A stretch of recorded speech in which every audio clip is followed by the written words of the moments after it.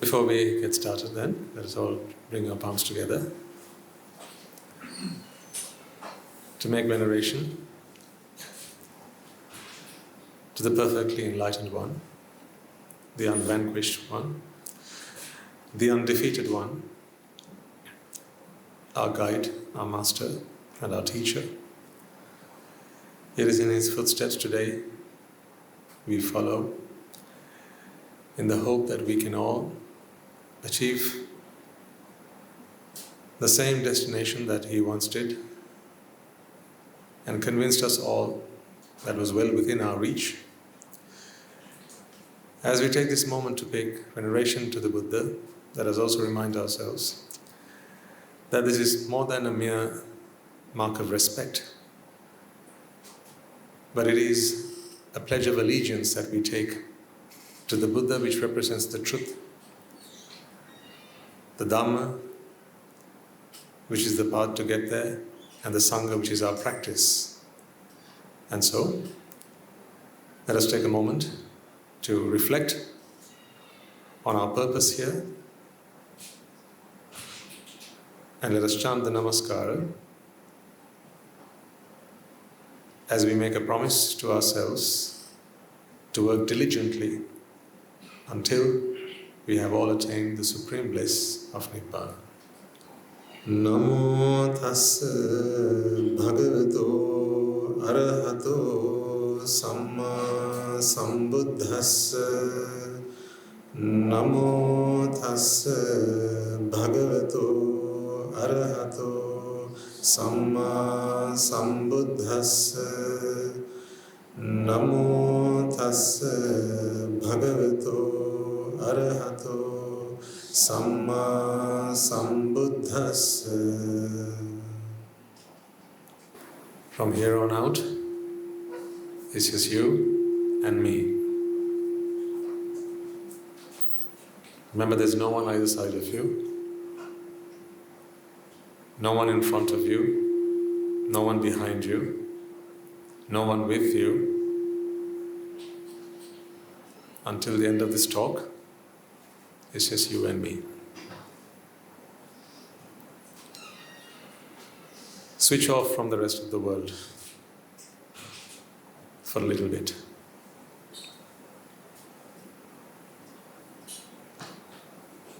You know, there's going to come a day where you're going to have to switch off anyway. We talked about this quite a bit last week. And the world will still go on. You are just a what paper? We settled for tissue, did we? I thought we did one better than that.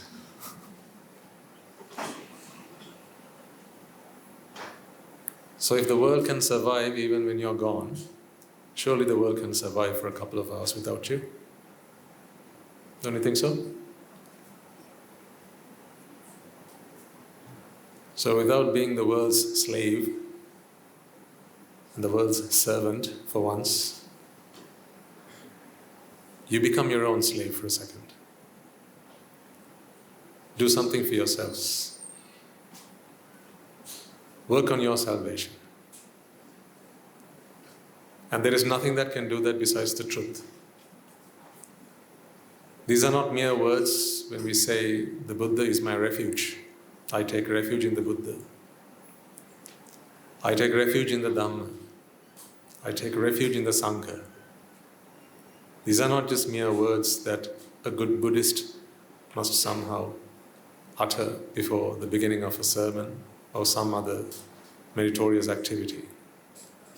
This is the truth, ladies and gentlemen. You know your children have not been your refuge. How do you know this? You might say, well, I don't have children yet, Swaminatha, how can I know? Well, then go ask your parents whether you have been their refuge. And they will tell you. Perhaps they once thought that you were going to be their refuge, so they had you. They were super excited about having you. When you were just a dream in your mother's mind. You were just a dream. When you were just a dream in your father's mind, and they wanted to have you at some point, and then somehow you were there, you were born.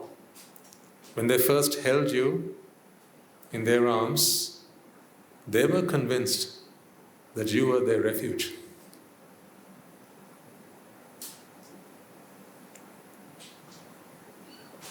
They were convinced. So they thought that from here on, we shall never cry again. They looked at that little smile on your face. Well, it was not so much a smile, but they tried to make you smile. All you knew was to cry for everything and every other thing. But behind those tears, behind those weeps and those sleepless nights, they always convinced themselves that in my arms is my refuge. And one day this child will make me so happy that I would not need anything else in my life. How wrong they were, eh? You know, it would be fair to say that there's not a single soul here, myself included, who can say that all we ever brought to our parents was joy and happiness and laughter. Anyone? What are you, an alien? Are you all in agreement with me? There's not a single person in this room who can say that. All we did was bring joy and laughter and happiness to our parents.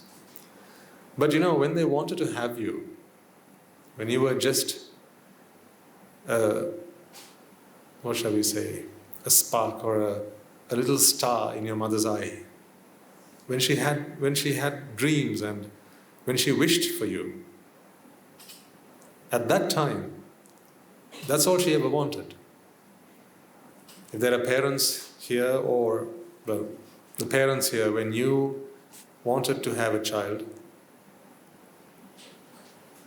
now we may be going back a few years now, maybe there are to-be parents here, soon-to-be parents maybe, or those who wish to become parents in the future. Usually that's how people divide you into categories, parents and to-be parents.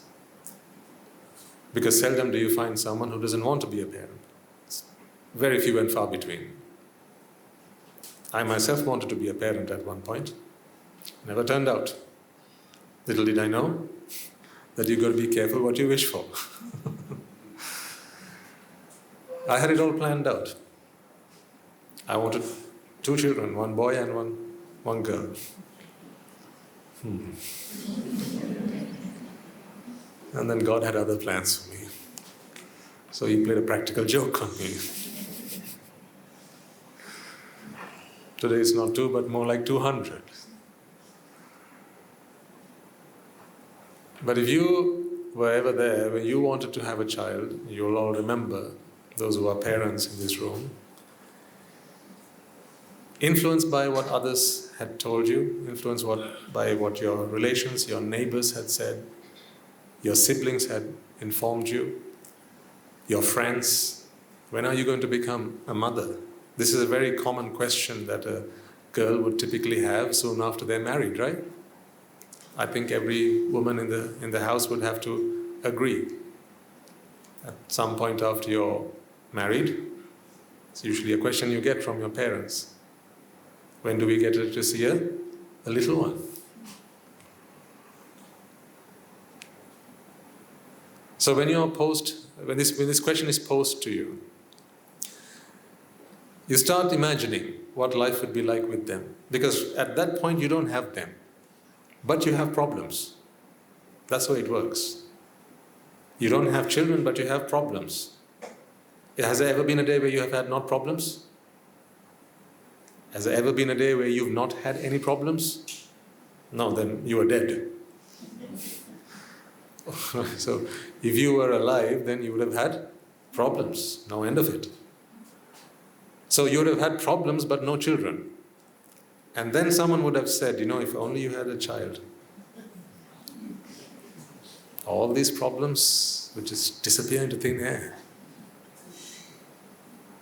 Sometimes when a married couple or a couple living together, they have little arguments, disagreements, when there's just not enough, I don't know, what's the word?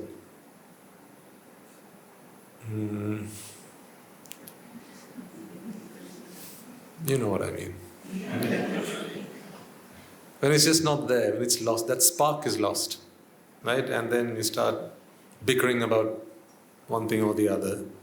And then the parents get to know about this, the in-laws get to know about it, and then soon enough they say, it's time, don't you realize?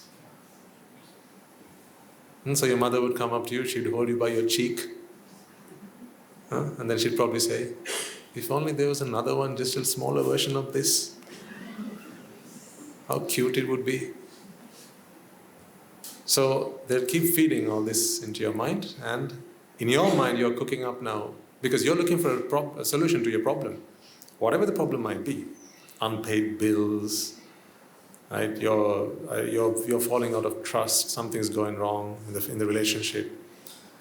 Marital fidelity is gone for some reason. You don't trust each other, or you start to become suspicious of the other person. These things happen in almost every relationship. And then they say, well, have a child and your problem will be fixed. So, now the thing is this, because you have a problem but no solution, you're always looking for one.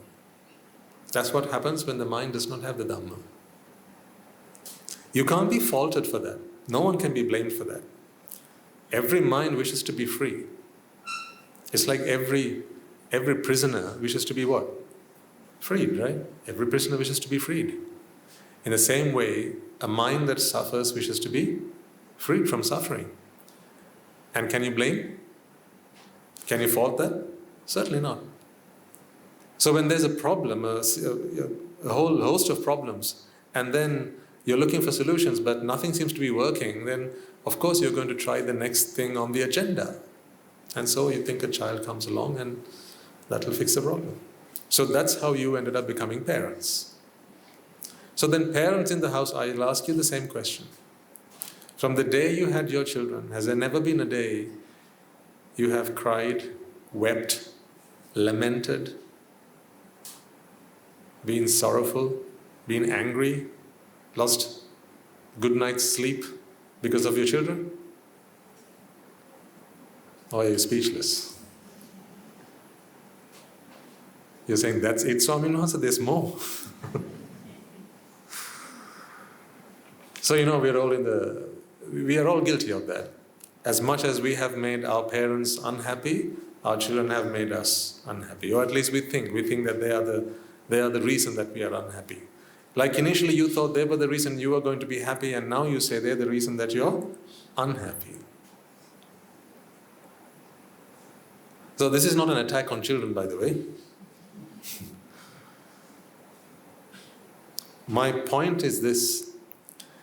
In life, when you come across these problems and you look for answers in the wrong places, one thing will only lead to another. And you'll keep spiraling down and down and down and down and down until it becomes a vicious cycle.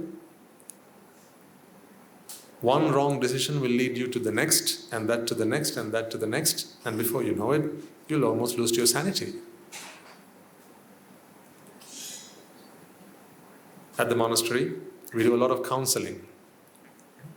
Many young, elderly, males, females, mothers, fathers, husbands, wives, they walk through our gates every day, every single day. On some days we have around 20, 30, 40 people. Individual sessions, they come looking for solace. And when you sit down with them, it's always the same problem, ladies and gentlemen. It could take different guises, but it's always underlying the same problem. And here's the problem. They want happiness, they want freedom of mind, and they're doing the wrong thing. It's always that. They have a bucket list of things that they think, once I get through this list, I will be happy. And they think that the only thing that's standing between them and being happy is something that someone's told them they've got to do. And until they get that done, they're not fulfilled. And among these things are things like, I want to become a mother, I want to get that house, I want to buy that car, I want to get married, I want to get divorced. Don't you see the irony? There are those who come forward and say, Swaminatha, I'm not happy because I'm not married yet. There are others who come and say, Swaminatha, I'm not happy because I'm not divorced yet.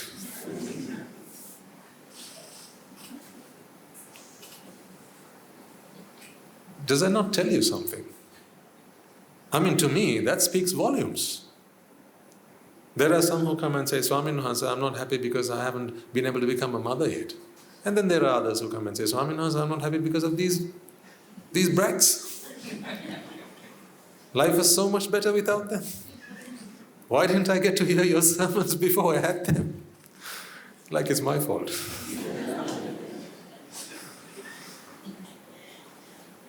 Apparently now it's my fault that I didn't start preaching many years ago, before people decided to have kids. I'm sorry.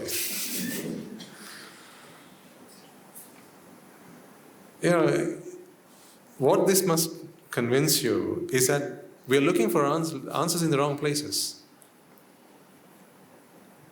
Whether you have children or not is not what determines whether you're going to be happy. Whether you have money or not is not what's going to determine whether you're happy. Whether you're married or not is not what's going to determine whether you're happy. You're looking for answers in the wrong places, ladies and gentlemen.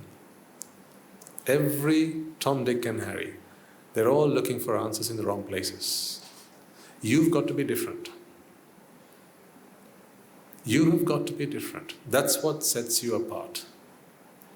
There are two kinds of people in this world. There are the wise and then there are the fools.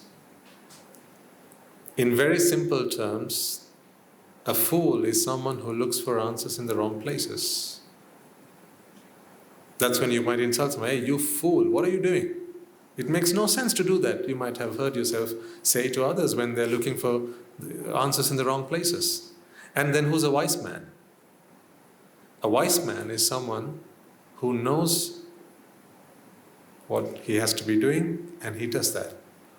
He's looking for answers in the right places. Oh, he has found the answer. And therefore, the search has come to a stop. You've got to understand and you've got to decide for yourself what sets you apart from your neighbors who are yet to discover the Dhamma. Otherwise, you're both living on the same street. How are you different to each other? What sets you apart from your colleagues? The people who sit down with you on the other end of the desk or in the other end of the room and work and do the same job. What sets you apart, ladies and gentlemen? You are a mother and so is the next person you're going to bump to on the street. She's also a mother. What sets you apart? What makes you think you are wise? What qualifies? What is the qualification that you have to say that I'm a wise mother? I'm a wise man. I am a wise woman. Someone told me that next month, was it next week? In a couple of weeks' time, we're going to have International Women's Day, aren't we? Yeah, 8th of March? Yes. So, around that time, throughout the world, there are going to be plenty of conversations. People, every year, they're reminded, women, we have to do something for them. Both men and women are reminded that they are women in this world and we have to do something for them. So it's a day to celebrate your feminine identity. What do we do here every Sunday morning? Mock you for your identity. Be that feminine or masculine. But then around the world, there will be many conversations, both men and women, in various circles, various forums, various groups will get together and talk about how they can put women on the same platform. how they can give women an equal platform, equal opportunities, equal privileges, remove those glass ceilings, how they should be entitled to climb up the same career ladders all the way up to the top just as men, and how there should be gender parity and gender equality and all the rest of that. Do we have an International Men's Day? Is there one? I see this. Is there? We don't have consensus. Some say yes, some say no. Well, those who say yes, they must know that there is one. I mean, the rest of us probably don't know that. I didn't know that there was a World Men's Day. Is there? Oh. Is there? Oh, okay. 19th of November. Well, there you have it.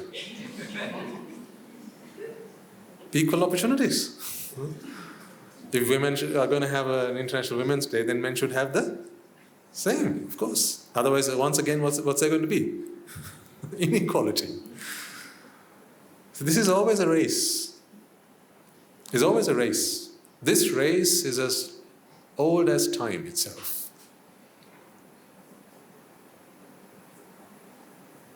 Women have always felt, I can't say all of them, but the majority of them have always felt that we are somehow treated like second-class citizens. We don't have the same opportunities like men do. How come if we are the ones who bring life into this world, if we are the mothers who look after our children, if we can do all the rest of what men can do, how come we are both not treated the same? And then as soon as you start asking that question, men will come forward and they'll also start putting forward their arguments. Neither of these people are going to find peace because they're all trying to look for answers in the wrong places. That's looking for answers in the wrong places. That's because they have not sought refuge in the Buddha, the Dhamma and the Sangha. Once you seek refuge in the Buddha, Dhamma and the Sangha, you realize the problem is not that. It's not that I am a woman and I am not treated fairly. It's not that I am a man and I'm not treated fairly. The problem is, I am a woman. At least I feel like one. That's the problem. I'm just a chitta. How come my chitta takes on an identity and thinks to itself that I'm a man or I'm a woman? See, that's where you must stand out, ladies and gentlemen. Otherwise, how are you any different to the next woman you're going to bump to on the street? How are you different to any man that you're going to cross paths with? What makes you stand out? What has transformed within you for all these weeks of bringing you here every Sunday morning? What's different about you? It has to be in the way you think. You have got to be wise in that you have got to now start looking for solutions to your problems in the right places. First and foremost, you must now have given up that bad habit of pointing your finger outwards. That's what they're all doing. On International Women's Day, what do you think women are going to be doing? You lot. You men. You don't treat us fairly. So then come November 19th. What do you think the men are going to be doing? You lot. That's what they're going to do. Always looking for answers in the wrong places. That's throughout the year, you're going to have all these days. You have Teacher's Day, Parents' Day, Mother's Day, Father's Day. Do you have a Husband's Day and a Wife's Day? Not yet.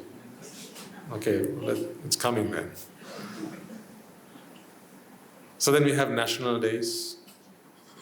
The day that we got independence. The 4th of February. Really? Did we really get independence on that day? How can you say that you're independent if you still think that you're Sri Lankan? Or you're Sinhalese, or you're Tamil? You're trapped within your identity. See, the thing is this. Today you're Sinhalese because you were born to a Sinhalese mother. You die and then you're born to a Tamil mother. Now, what are you going to celebrate? Or let's say, we were once under the colonial reign, and then, so the British gave us our freedom. So today you're born to a Sri Lankan mother and you say, we got our independence. Then the next day you're born to a British mother and you say, well, we lost Sri Lanka, Ceylon. Or how good it was when we had them. There are never any victors. There's no permanent victory until you defeat the enemy within. That's where you've got to stand out. Stand out of the crowd. You've got to think differently. You are the product of your own thoughts. What has happened to you today is how you thought yesterday. That's why you are where you are today. If you are happy today, that's because you thought the right things yesterday. If you're unhappy today, ladies and gentlemen, that's because you thought the wrong things yesterday. You are a product of your own thinking. So if you think right, you will be all right. If you think wrong, you will always be wrong. That is why we invest so much time and energy and our focus on the Noble Triple Gem, which is the only refuge, because these are the answers to life's riddles. Children is just one example. For others it could be traveling the world. For others it could be, like I said, getting married, buying property, going around, doing things, getting places. None of these things are really the answers that your mind needs. I think I might have used this example in the past, but I'll use it again. You've all had nightmares at some point or the other. Anyone here who's not had a nightmare? Okay, good. So you've all had that. It's not good, but it's good for what we're trying to do here. You've all had nightmares. So when you have a nightmare, you might have, after you've woken up, you'll hear people saying, hey, you okay? Just wake up, it was just a dream. But when you're in your dream, you don't know you're in one, do you? When you're in a dream, you don't know you're in one. So when you're having a nightmare, you don't know that it's a nightmare. Let's imagine you're in a dream and you've got, a demon chasing you or something. Or the whole world's gone on fire and you're in it, right? Some terrible dream. Or there's some crazy man chasing you, or maybe some wild, ferocious animal that's running after you, and you're running for your life. So, in your dream, you'll start screaming, and sometimes people even hear it. So, when you scream in your dreams, when you have these nightmares, what does a good friend do? What does a good friend do? They wake you up. They wake you up. They wake you up, why? Because it's just a dream, right? But whilst you're in your dream, you don't know that it's a dream, do you? And you feel like what's happening is happening for real. You feel like what's happening is happening for real. In fact, as soon as you wake up, if they took your pulse, what would it be? It'd be really fast, yeah. Your blood pressure would go up, you'll start sweating, yeah? And you would, your body would respond in the same way it would had that situation happen in real life. So when you're in a dream, you can't tell the two apart. That's why nightmares are so scary. If you knew that you were dreaming, it wouldn't be so bad, would it? When you're in a nightmare, if you knew that it was a nightmare, it wouldn't be so bad. But what makes a nightmare so terrible is that you don't know it's one. That's what makes it terrible. And so whenever you're looking for answers to that problem, let's say there's a huge serpent chasing you and you're in a dream. Now you might try climbing up a tree. And then as you put your foot on one of the branches, the branch breaks.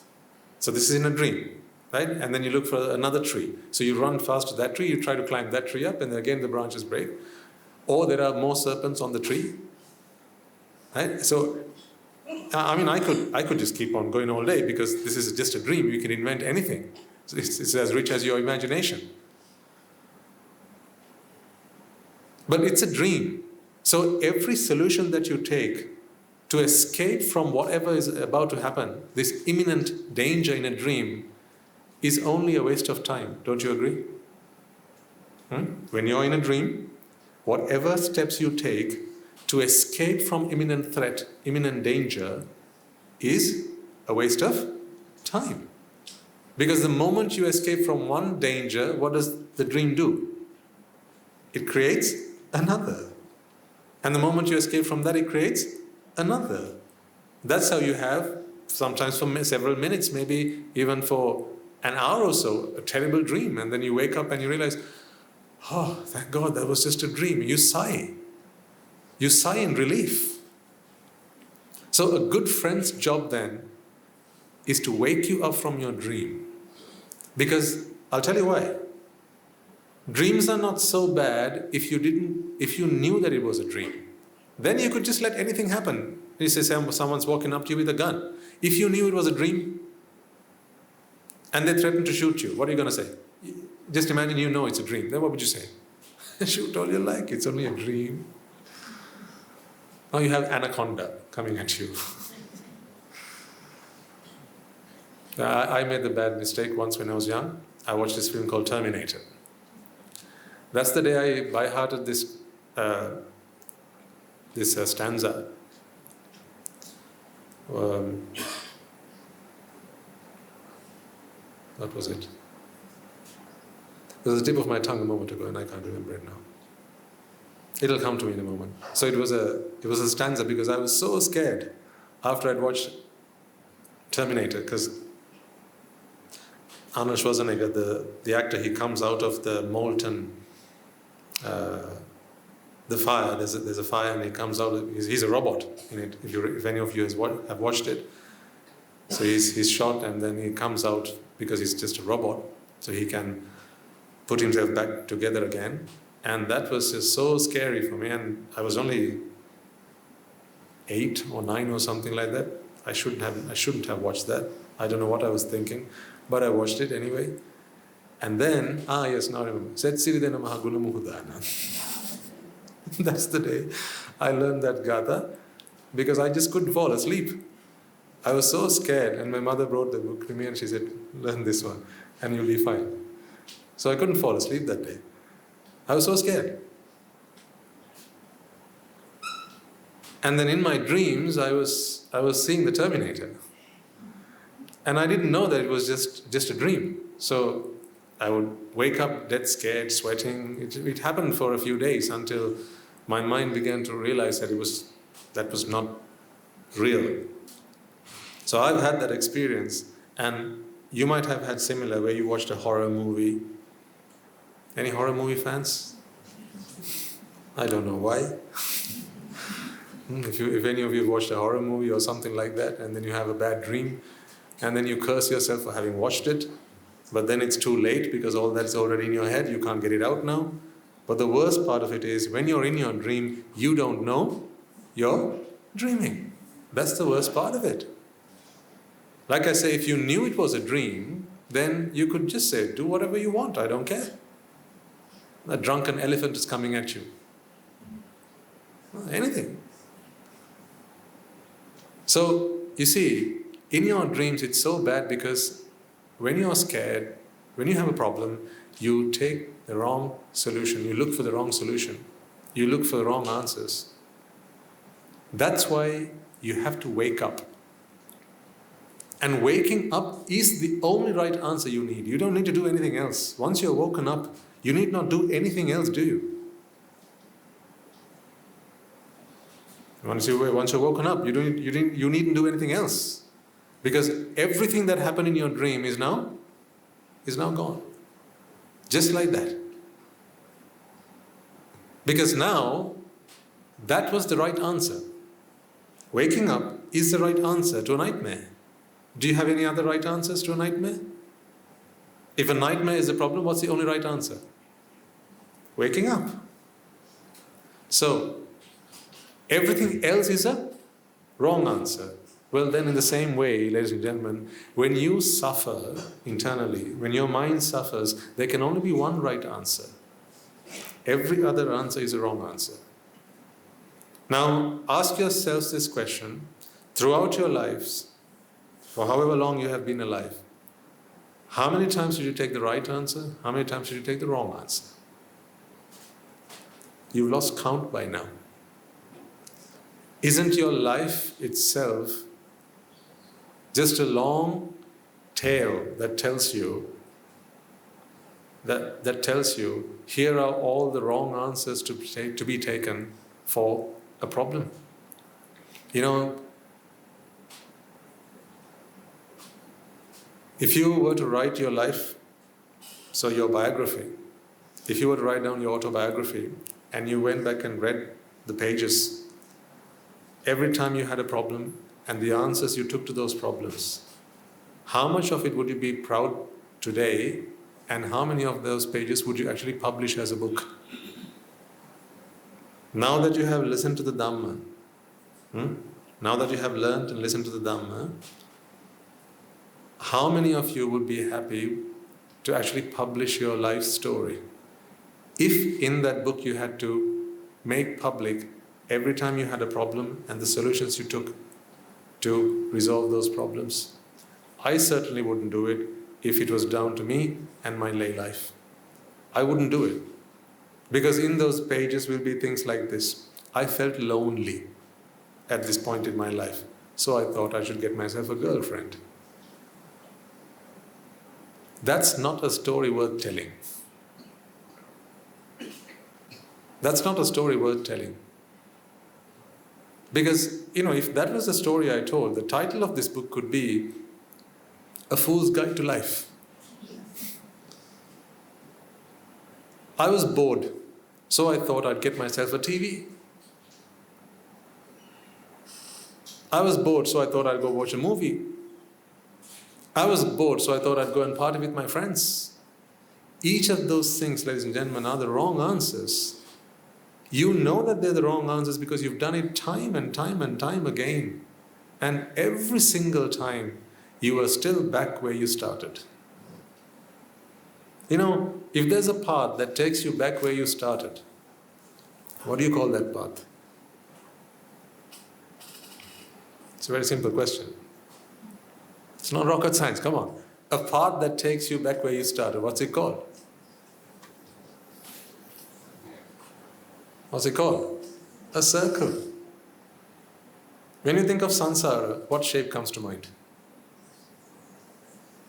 A circle. Why? Why? Because it's a dog chasing its own tail. That's why. If there's a path that takes you back where you started, then you're taking the wrong path to solve a problem. The right path should look something like this. Here's the problem. Here's the solution. But look at this path. Look at this path that you've taken. See, I'm bored. So what do? I call my friends. I ring a friend. And then they say, okay, what shall we do? I've got the day free. How about you? I've got the day free as well. Well, let's go watch a movie. All right, good. Let's go watch a movie. So you go watch a movie. And then once the movie comes to an end, then they say, you're still bored because now the movie's come to an end. Shall we get something to eat? Yeah, let's go grab something to eat. So you go grab something to eat. So once you grab something to eat, then they say, well, what shall we do now? Well, shall we go home? Go to your place? Yeah, sure, let's go to my place. We'll go to your place. So what do we do now? Because you have to do something, because you're bored. Right? So what shall we do now? Well, shall we invite a few others to come over? Yeah, sure, let's do that. Let's invite a few others to come over. So you've invited a few others to come over.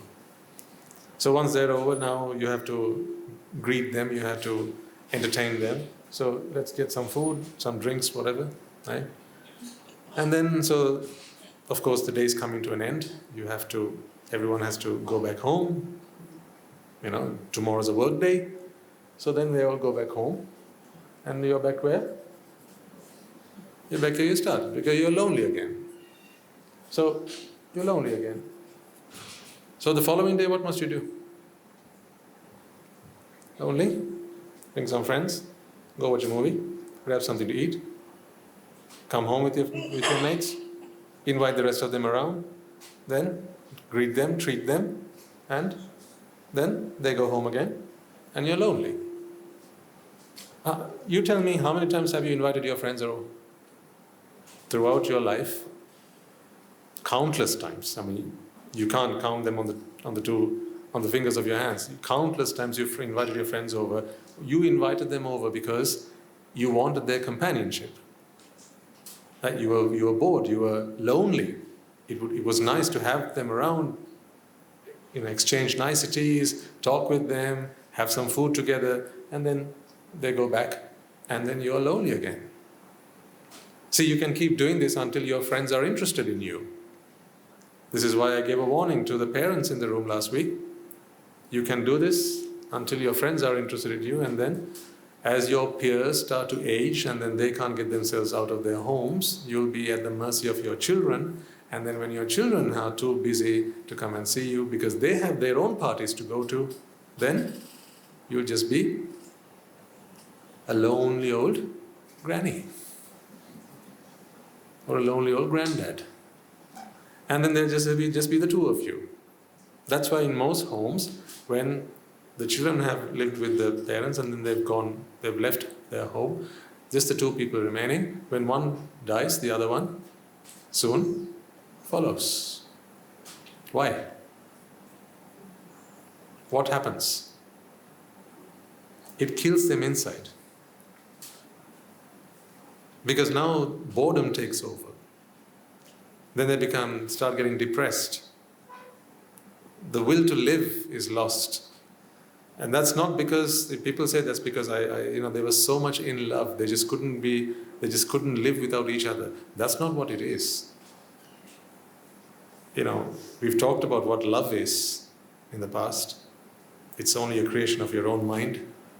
You don't know whether someone loves you or not. You're just an island. Remember? We talked about this. How can you tell whether someone loves you or not? How much does someone love you? How can you tell? Does your husband love you? Does your wife love you? How can you tell? That's why you have to go ask them, do you love me? Why do you have to ask if you can tell whether they love you or not? Love is basically an emotion that you have to create in your own mind. So you take evidence that you believe is evidence of love, right? And then you create it in your own mind. So you cook it up in your own mind. But what I'm saying, that this is why when a pair lives together and the children have left their home, then usually what happens is once one passes away, the other soon follows suit. It's because internally they begin to die. And the minds are looking for that companionship, that spark that kept them going, and then now it's gone, and so therefore they just can't do it anymore. So you see, this is the wrong solution to a problem, to a real life problem. Wrong solution. Take hunger. You can throw anything at this, ladies and gentlemen. Take hunger. This is a physical problem. When you're hungry, what do? You cook, or you buy some food and you eat, right? After a while, you're hungry again.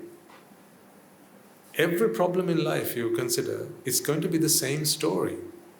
So actually, whilst samsara is an endless loop, samsara itself is an endless loop because what you do in samsara is an endless loop. That's why. If you did the right thing for once, your samsara would look like this. Usually, here's what happens. I think I drew it right the first time. This is usually what happens. People keep going round and round and round and round, and at some point they take refuge in the Noble Triple Gem. And then what happens? You break out of that loop. and it comes to a stop. If you're still in this loop, you are no different to the next man you meet on the street. Everyone's stuck in this. Literally everyone. Everyone besides those who have seen the Dhamma. What are we doing here every Sunday morning? Every Sunday morning, you come here because you want to learn how to break out of this loop. This is an endless loop. There'll be those here who believe in life after this. And there'll be those here who don't believe in life after this. It doesn't matter. To me, it doesn't matter. For the purpose of what we are sharing here, it doesn't really matter, ladies and gentlemen. Whether you believe in the afterlife or not, matters not. Because there's one problem you have whether there's a life after this or not. In this life itself, this is what you're doing. You don't need anyone else to convince you that you do this in this life itself, right? Even in this life that you have today, you still keep doing the same thing. When you want to watch TV, it's the same thing. See, is there anything that you can think of as an example which you were happy just doing it once, you did it once and then that's it, you needn't do it again? Is there anything you can come up with an example? We started this conversation with having children. Right? So you have a child. So how come you have the second child then? If a child is supposed to make you happy, my mother had 2 children. This is a question I have for her now. She had me first and then she had my little brother. So if I was the one who was going to make her happy, how come she had a second one? What does that tell? What does that tell you about me? I couldn't make her happy. So she thought she'll try again. Take marriages. Some people get married, then they get divorced. What do they do again? Some get married again. Because they think that it was that man or that woman who was the problem. She was not right, he was not right, but marriage is right. That's what they think. Marriage is right. Trying to find happiness from another person, that concept is right. It's just that I found the wrong person. So as soon as I find the right person, it'll all be fine. That's what they think. So you keep going around in the same loop. So ask yourself the question, please. Are you still stuck in these loops? Or is it time you've realized that you need to break out of this loop? This is a question you have to ask and answer yourself. Be responsible, be accountable to yourself. That's ultimate accountability, when you're accountable to yourself. Be accountable to yourself, ladies and gentlemen. You know, the world is not interested in you taking this path, because then you exit from this world. You become irrelevant to this world. Every player in the world is in this loop. Is in one of these loops. You are a part of this world for as long as you are in this loop. If you want to come out of this world, you have to exit this loop and take this trajectory out of the loop.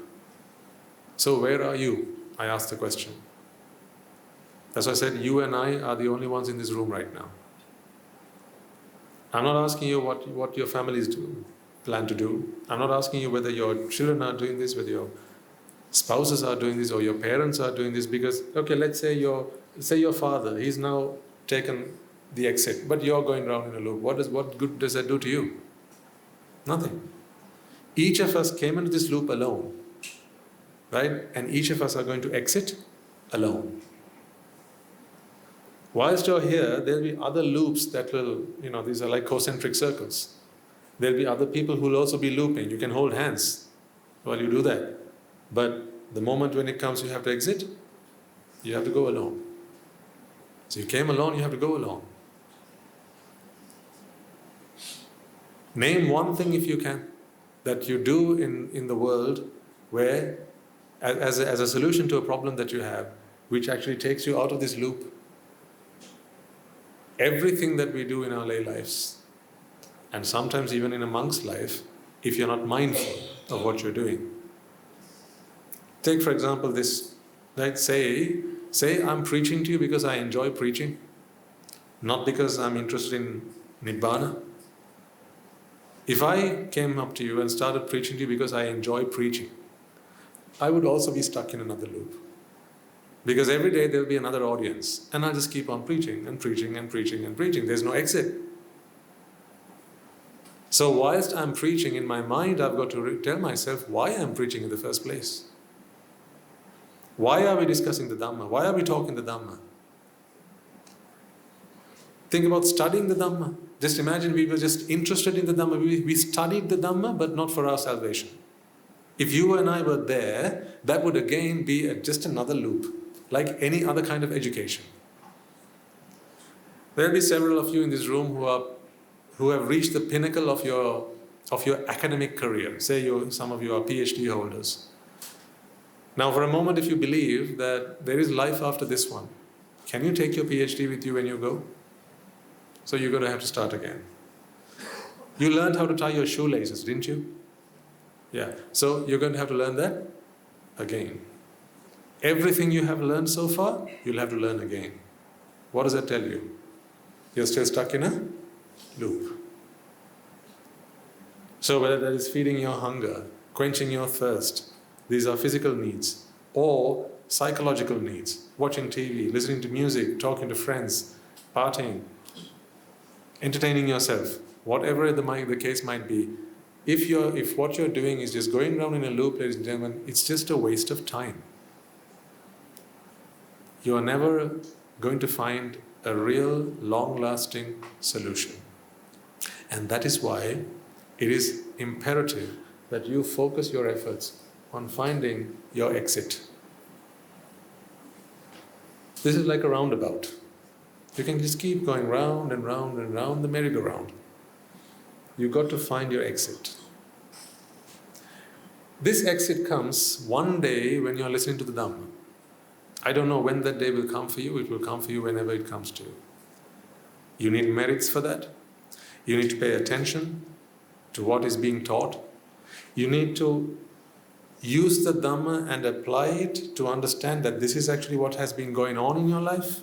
That reflection, internal reflection. Because here's the thing. You've got to fall out of love with this process.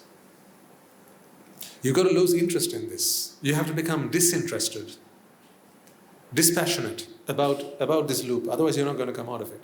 Because no one's actually putting you through the loop. It's your own thinking that keeps you in the loop. It's your own thinking. So if you have your eyes closed, who's keeping you in the dark? You yourself. No one else is keeping you in the dark. So how do you come out of the darkness if you have your eyes closed? You just open your eyes. That's all you got to do. So no one's keeping you in samsara. It's your own choice. So no one's causing you to suffer. It's your own choice. When you feel anger, when you experience anger, you create your own anger. No one makes you angry. Anger is created in the mind. When you feel jealousy, no one creates jealousy. No one puts jealousy into you. You create it in your own mind. You cook it up in your own mind. When you feel lonely, no one creates that in your mind. You create it in your own mind. No one puts it in there. When you feel sad, when you feel rejected, when you feel like everyone's ignoring you, people are just neglecting you, right? When you feel neglected, we've all had these experiences in our lives. Just imagine you walk into a room and everyone is drinking, dancing, enjoying themselves, but no one seems to be interested in you. How do you feel at that time? You feel like the odd one in the room, right? And then what do you feel like doing? Walking up to someone and striking up a conversation, right? You've all been there. I remember when I used to be at work, they had these things called networking. So it was something you had to do. You had to go and talk to people, exchange business cards, see what they're doing, the lot. So if you walked into a room and no one's talking with you, people are just talking with each other, then you have to walk up to someone and say, hey, how are you doing? What's going on? Who are you? I'm so and so. So, and then make yourself look for recognition. Have yourself acknowledged. Because we don't like it when no one acknowledges us. We don't like it when people don't recognize us. That's why they have competitions. Just think about all these folks for a second. From a very young age, right, we have learned to compete. We've been taught to compete. It's kind of like part of our systems now. People think it's part of our DNA. It's not really part of our DNA. We've been taught to compete. Because there's a desire in the mind for recognition. And what competition allows you to do is to earn recognition. Otherwise, just think about it for a second. How come, why do they have the Olympics? Just think about it for a second. I know it's an international event, everyone comes together. That part I get. Right? Everyone comes together, it's sport, right? They celebrate sport. I get all that. Sport is good because it's good for the body. But why should you stand 10 people on a racetrack, draw a line, and then say at the sound of 3 that you should run, and the first person to cross a line, they get recognized? Why? Why do you have to do that? I mean the competition part, not the exercise part. I mean, I get this. Let's say they had the Olympics, everyone come, everyone's on a racetrack, and they just run, just randomly run. For exercise. I mean, it gives you what you need physically still. Right? You get the adrenaline pumping, you get your body's moving, right? All that is still happening. You're breathing, all that's good. But why do you have to stand at a line and then the first person to cross a line, they get recognized? What's that recognition for? Why is it that right from during our school years, we were taught to compete in a classroom? Why do parents ask their children, what rank are you in the class? Are you first, second, third? What's your rank? This is because the mind always looks for that recognition. And recognition is not something you get from someone else. Recognition is a feeling that you cook up in your own mind. That's the irony of it. As much as you might like to think, that people recognize you, people respect you. No. Maybe they do, but there's no way you can pick up someone else's respect. All right, look at me and tell you whether I respect you or not. Right, at the count of 3, you tell me whether I respect you or not. Okay? 1, 2, 3.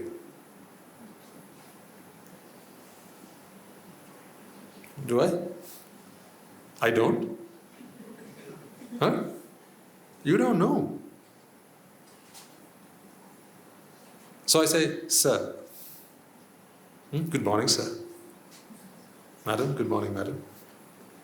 Now am I respecting you? So I say good morning, sir, to your face.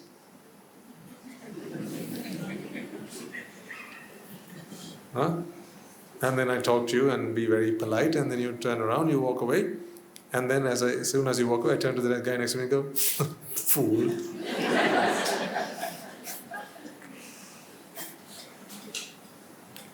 As long as you don't see me doing that, right? What are you going to go and tell people about me? That I'm very respectful. Yeah? But was I not pretending all along? You don't know this, ladies and gentlemen, but it happens to you all the time in society.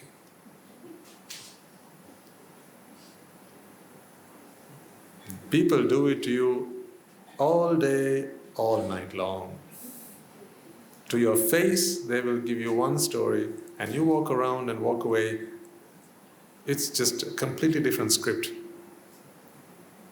I'm not saying everyone's like that, but it happens a lot more than you like to admit. And then you think that they have respected you.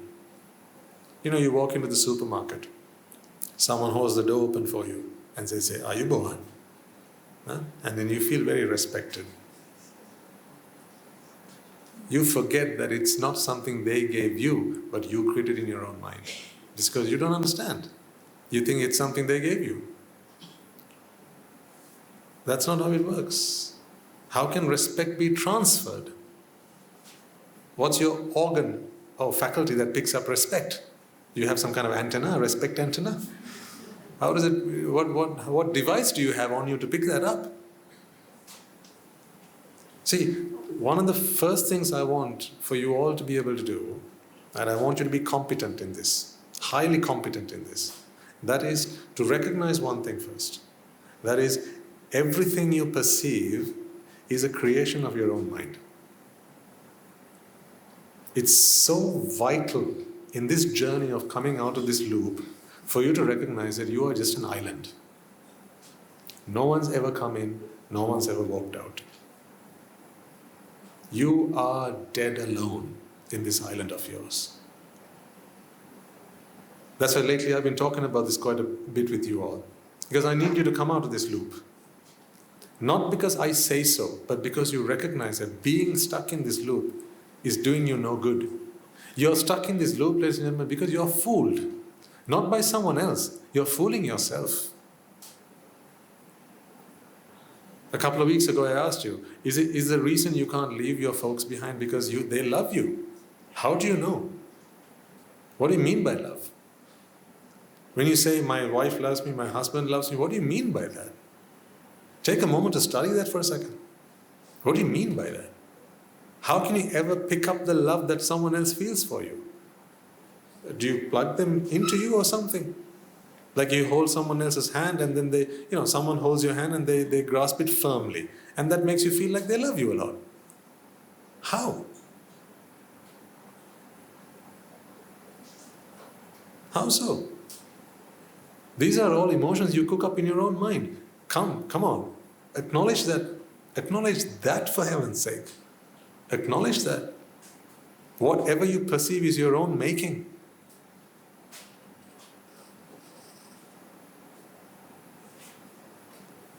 If ever you feel fear, it's your own making. Because fear is not in the outside world. No one can transfer fear to you. Fear has to be cooked within your own mind. That's why we have those who are the fearless. How can you scare an arahant? You can't because, you can't scare anyone for that matter. Scare is not something you can give someone. It is something that happens in one's own mind. You can't make someone lustful. Now, think about this for a second. Parents, right? One of the things that you try and protect your children is from lewd TV programs, commercials, things you see on the internet, pornography and those kind of things, right? Do you know the reason you have to do that? The reason you have to do that is because both you and maybe even your children still believe that it is a naked woman that gives off that sensuality. And that sensuality somehow emanates from her and goes into your mind. That's not how it works. There are no lust. Lust is not in the body. Lust is not something that someone else can create in your mind. Lust is something that happens in your own mind. You create it. See, think of this for a second. Imagine a time when you're really scared about something. You have an exam just around the corner, right? Or you've just been informed that you've got some kind of disease, right? Or something. Something's just really scared you. In those moments, someone tries to walk up to you and tries to make you feel loved, right? Or makes you feel sentimental. You don't resonate with that at that time. You might even say, cut it out, I'm not interested, I'm not in the mood for that right now. What does that mean? If what you're experiencing is something that someone else can transfer to you, how come that can't be transferred at any point in time? How come there are only certain times in your life where you're receptive to certain things and not in the other times? How come there are times where you don't resonate with people? And those emotions?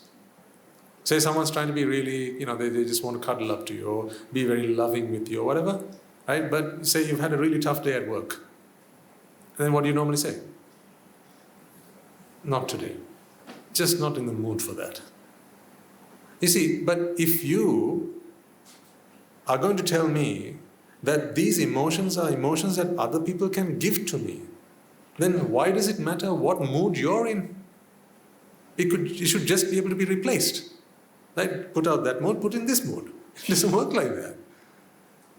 It's because you don't feel that way. Meaning that feeling of that lovingness or that affection is all cooked up in whose mind? In your own mind. So if it's all cooked up in your own mind, tell me one thing you know about the person sat next to you. Tell me one thing you know about someone else. You don't know the first thing about anyone else in this world because your perception is all you're aware of. Your perception is your consciousness, and your consciousness is your perception. That's it. You know your thoughts, and that's all you know. Nothing more.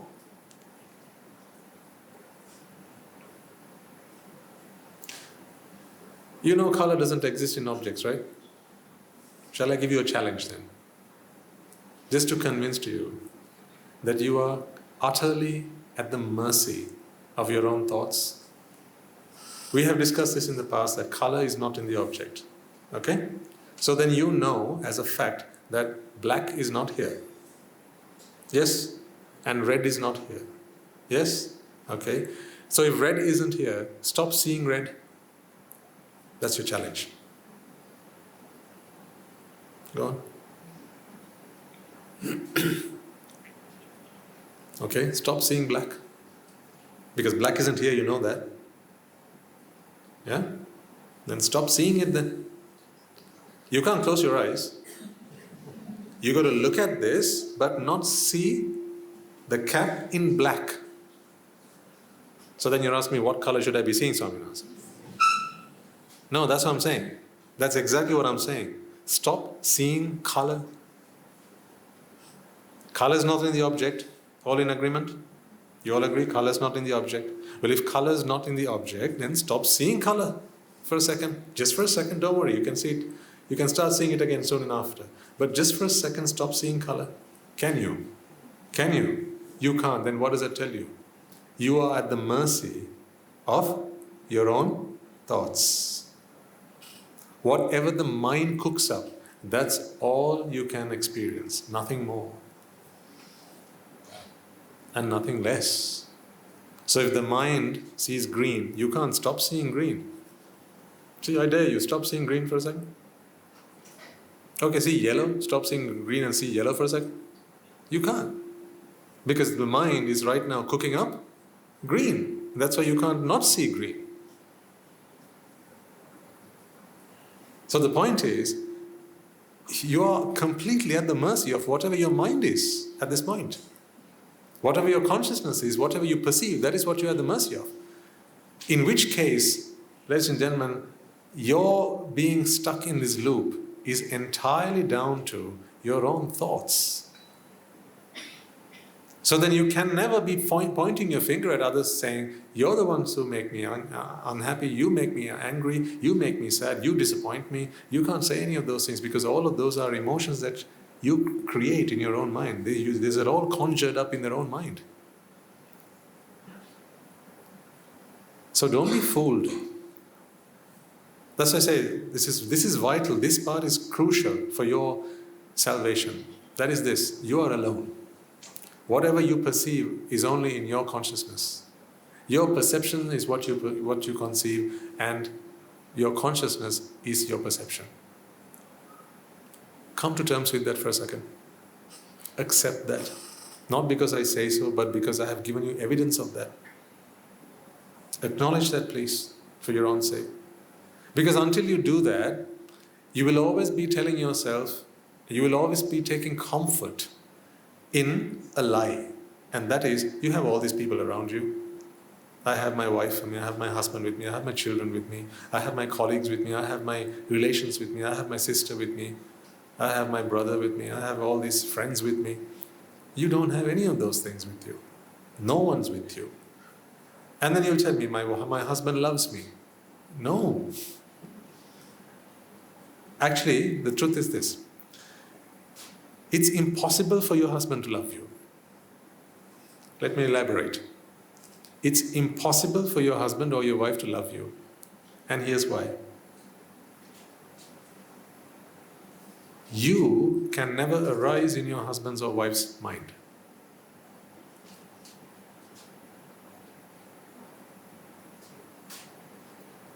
Let's take two people, right? A and B. Okay? A thinks that B loves A. That's what they think. This is fundamentally flawed because A can never arise in B's mind and B can never arise in A's mind.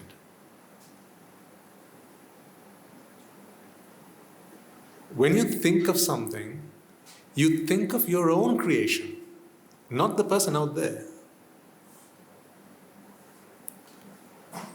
Once again, the challenge. If what you're really looking at is the leaf that's in my hand, then stop seeing it in green.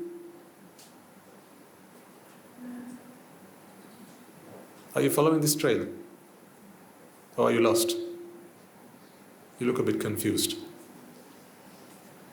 I'll try again. Right now, hear me out and listen attentively, because this is a very salient point. It'll help you to come out of this loop. Is green in the leaf? Is color in this object? No. There's chlorophyll here, yes, but chlorophyll is not green. All it does is it reflects light energy that falls on this, and your receptors in the back of your retina, they pick up light energy, which in turn translates to color in your minds. Color is not in the eye, color is not in the optic nerve, color is not in the object. Okay? Right. So then, if you are capable of seeing this leaf as it is in my hand, you must be able to see it without color. Do you get that? If that didn't make sense, just put your hand up for a second. I'll explain it again. If it didn't make sense, okay. Right. Let's go through that again. Objects don't have color. They have pigments. A pigment can only do one thing. A pigment cannot give color out. What a pigment does is it accepts or it absorbs some amount of energy that's available in the out there in the environment, and it reflects some of that energy back out. That's what pigments do. When the eye picks up these energies, it's stimulated. Those energies travel down your optic nerve to your brain, and then during the interface between your brain and your mind, color is born. So color is not a phenomenon that exists in the outside world. All okay with that? So once again, color is not a phenomenon that exists in the outside world. All right? Okay. So then, when you look at this leaf, you see green right now, don't you? If you're seeing green, you must be convinced of this. What is it? It's not this leaf as it is that you're seeing right now. Why do I say that? Because if you're seeing the leaf as I have it in my hand, you cannot be seeing it in color. Basically, what you're doing is you're seeing the leaf and then some.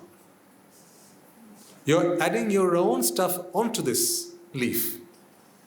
The color part, I don't hold green in my hand. I'm only holding a leaf in my hand. You add the color. Agreed? Okay, so if you are supposed to see just what I was holding in my hand, what must you see this as? Colorless. Yes? Okay. So, by virtue of that, by extension of that, we must all agree then that what you see is not really what's in the outside world. What you see is maybe something from the outside world, but then you add your own dimensions to it. You add your own detail to it, your own decoration to it, your own whatever you do. You add stuff to it, attributes to it. So there is no way that you can see this leaf as it is. Do you all agree with me on that? Yes? All understood? Perfect.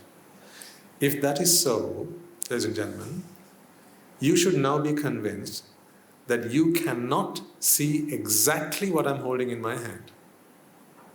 What you're actually seeing is an interpretation, a mental interpretation, a mental impression, if you like, of whatever is going on in the outside world.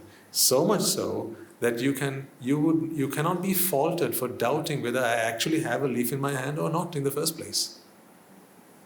How do you know that I have anything in my hand? Because how do you know how much of the real world and how much of your own world you're mixing together in your mind? To what proportions you're doing it, how do you know? I'll give you an analogy to make sense. Let's say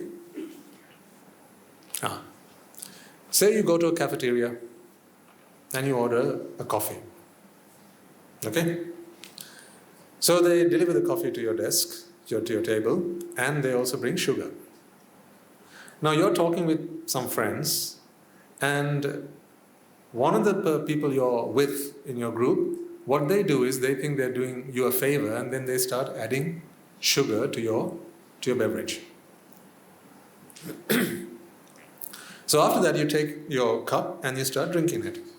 Now it is sweet because they've added sugar to it. At this point, I have a question for you. Can you tell me now how much sugar was in the tea before it got to you, or the coffee before it got to you, and how much sugar was added by your friend? Can you do that now? Why not? Why not? It's because you were not watching them as they did it. Right? You did not taste the drink before they started adding sugar to it. So there is no scientific way you could tell for certain how much sugar was in the drink originally versus how much sugar you've added to it, how much sugar was added to it later. So you now take the drink and drink it, you could be completely mistaken, entirely. You could think it came without sugar and it was your friend who added all of the sugar. What else could you think? That is how it came from the counter, and no sugar was added to it because you were looking away. Yeah? So there's no way you can tell what proportion of that sweetness was there originally versus how much was added to it additionally. Okay? Right. What do you see? A green leaf. So what proportion of what you see was there in the original object, and what proportion of it did you add yourself?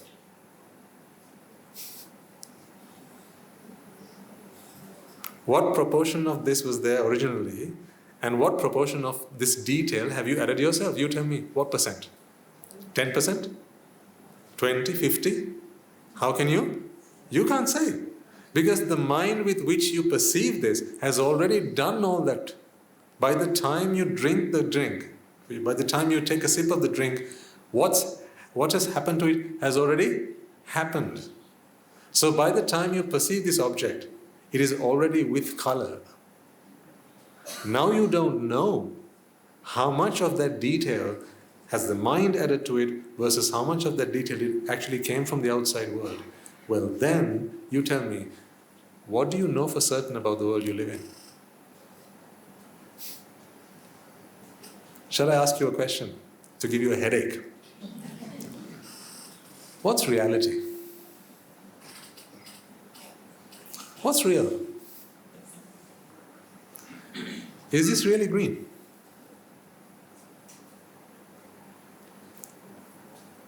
am I really holding this? Is there really something here? How much of this are you actually cooking up right now? Versus how much of this is actually reality? What is reality then? Reality is your own perception of reality. Whatever your mind conjures up, that is your world.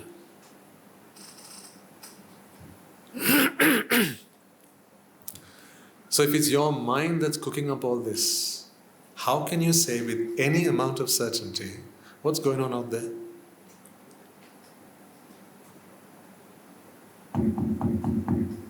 You heard that?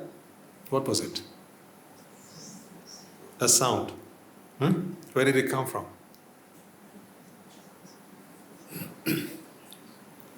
Did I project that sound? You must be able to say with 100% certainty that it was I who projected that sound. Did I project that sound? Here's what you'll do. You'll ask a few people around you. Did you also hear that? So if a few people around you agree, yes, we also heard that, then you'll tell me, well, Swaminas, if they all heard that, then surely it must have been a common source. Right? So you must have put that to me. But the point is this person that sat next to you, the person from whom you're asking this question, how do you know that they actually exist?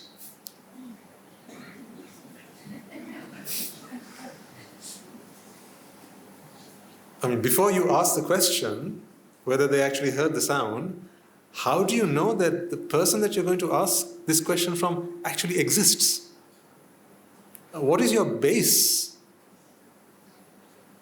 What is your most basic foundation on which you can start building up the rest of it? How can you be certain of anything in this world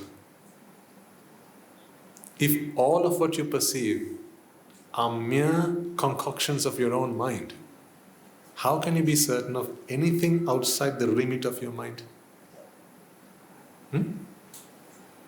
So then we have to come to a conclusion.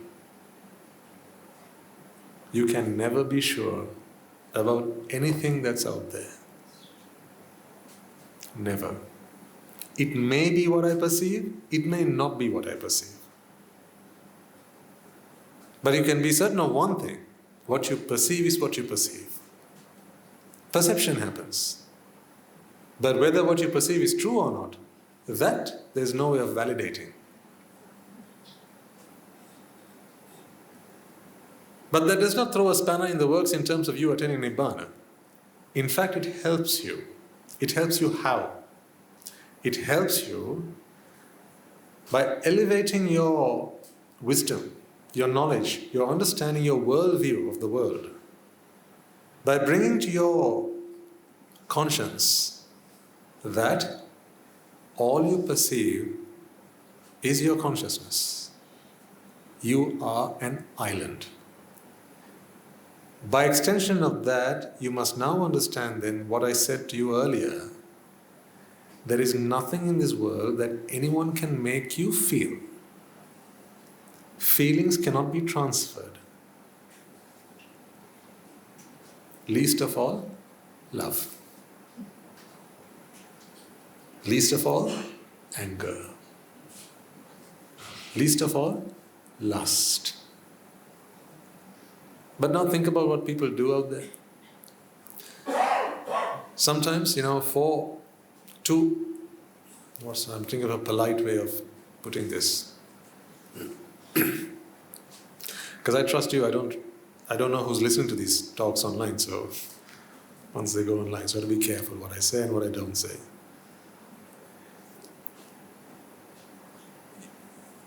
There are various fashion trends out there, aren't there? Which are designed to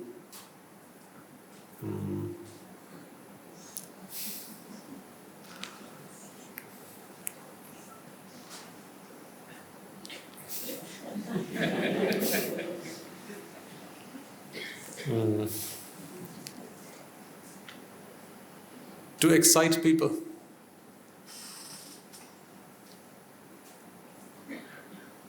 to excite emotions such as lust in people. If you've ever seen one of these sights, if you've ever witnessed something like that, unless you look at it from this perspective, your fool's mind will tell you that those are things that are transferred to me from the outside. That there is a lot of lust in that person or in the way that they dress, and that is what is being transferred to me, and so I must close my eyes if I'm a virtuous person. That's why parents try as much as they can to try and keep their children safe from these things by either shutting down the internet or forbidding them from looking at these sites. Now just imagine if a woman who was, say, half naked walked into this room right now, and if Swamin Wahanse had to look away to stop feelings of lust, okay? Don't you think that there's something really wrong with that? It's fair for me to look away if lust was something that was coming to me from that object. And until I believe that it is the object that brings me that, I will forever have to demand that you dress appropriately because I am at your mercy.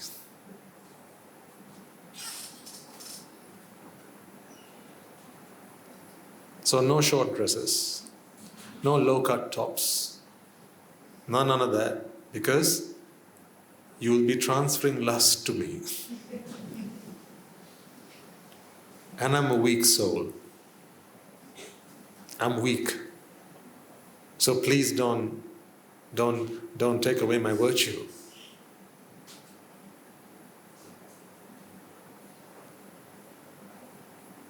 I don't subscribe to that, because I have sought refuge in the Noble Triple Gem. I understand today that lust is not something that can be transferred from someone to me.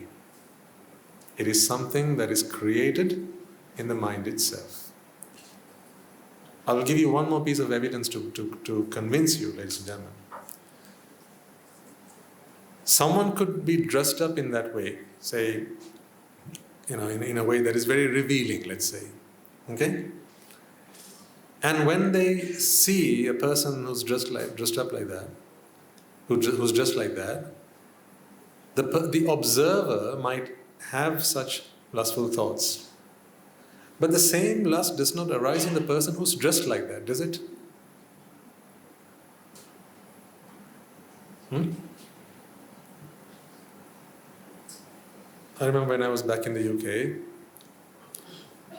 some of my friends, or at least I thought they were my friends,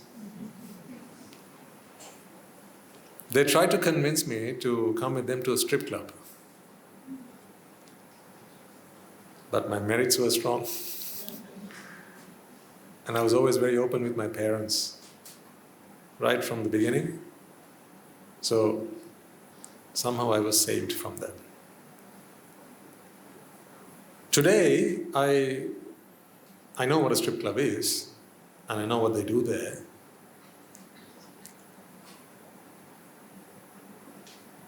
But today I'm able to understand what actually happens there. See, at one of these clubs, there will be people dancing around a pole, and they'll be trying to ignite the fire of desire in people's minds.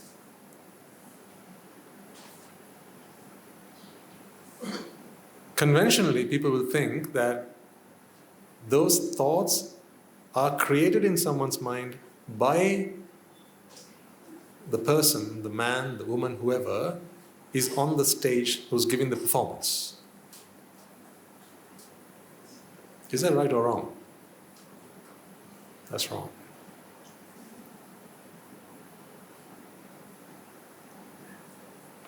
The artist, let's call them the artist, the performer, he or she may have an intention to do that. That's possible. He or she might have an intention to ignite such feelings in the mind of the observer. Yeah, that's possible. But whatever that intention might be, it's not possible. That's like, say you have an intention to touch the moon. Just because you have an intention doesn't mean it's possible. Not from Earth. You'll have to get on a rocket to go to the moon. So just because they have an intention doesn't mean it's going to materialize. So if someone who observes or who's in that environment, in that situation, they see a performer on a platform, on a stage, who's doing their thing, and then they feel feelings of lust, I'm not going to ask who's at fault. I'm going to ask who's responsible for those feelings. Is it the person who's on the platform, or is the person in the audience? It's the person in the audience. Because lust is not an emotion. It's not a feeling that can be transferred from the stage to the audience. The girl who's performing does not feel that way.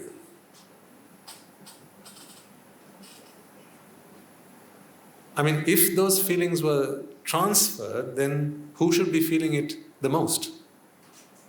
The person who has it. It should be felt with maximum intensity at the source. But it's not. She's probably just doing her job. She's probably just thinking, how much money am I going to earn at the end of the day? For her, it may be a business transaction, that she's just doing her job. She doesn't have those feelings, potentially. But the person who's observing her, they have all these feelings, and they think that these feelings are being transferred from the stage to the audience. I need you to come out of that thinking. Come out of that. Otherwise, you're no different to the man in the strip club.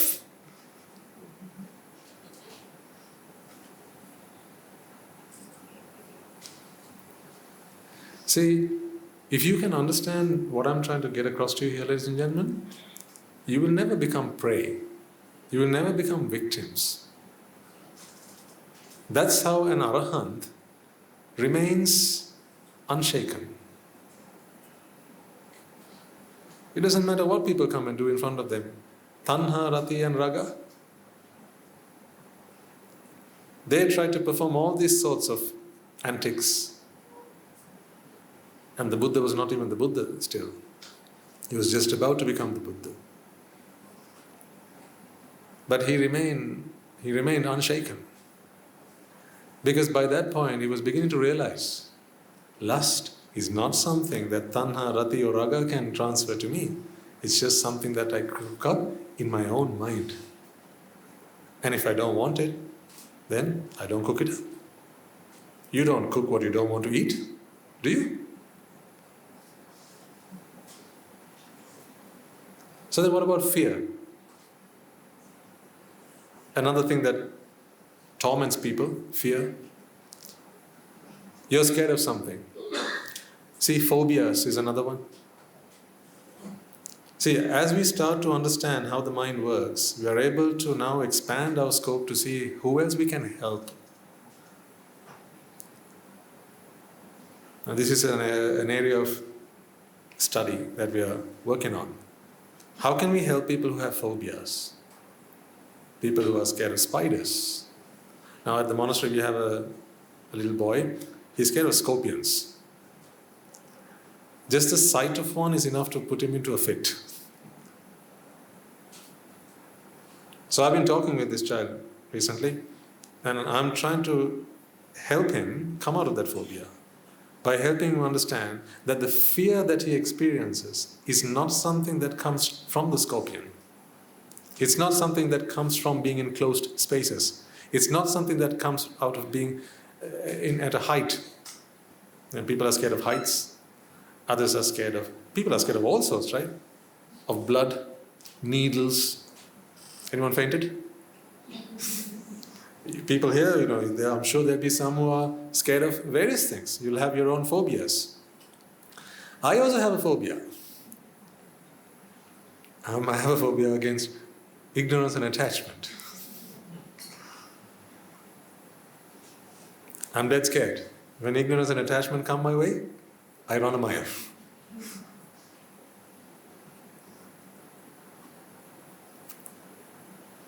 So if you have a phobia, you should now begin to realize there are some answers coming your way. It's not about closing your eyes and running away. It's not about looking away. Those are very, to me they seem like primary answers or like Montessori answers to real problems. Fear cooks up in the mind. Anger. If you're a victim of anger, and when I say a victim of anger, I don't mean the one who gets told off, who gets shouted at. Because anger punishes the angry. Yes? Yes. You're not punished for your anger, you're punished by your anger. Because anger punishes the angry. So if you are a victim of anger, I'm not talking about the one who gets shouted at, I'm talking about the one who shouts. So then you're all there at some point or the other. When anger comes in your mind, come to your senses. This is meditation.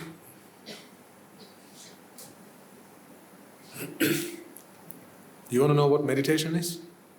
This is meditation. Reflecting the truth. Reflecting upon the truth. Contemplating the truth.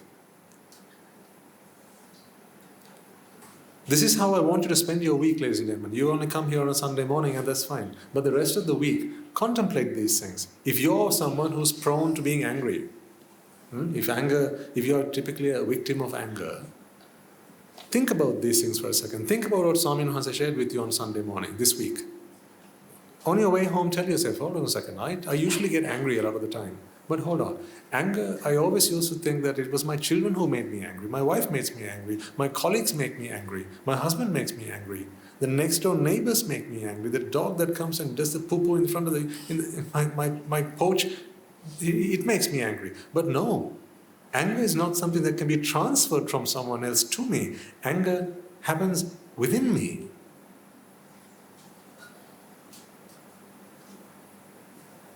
I cook it up.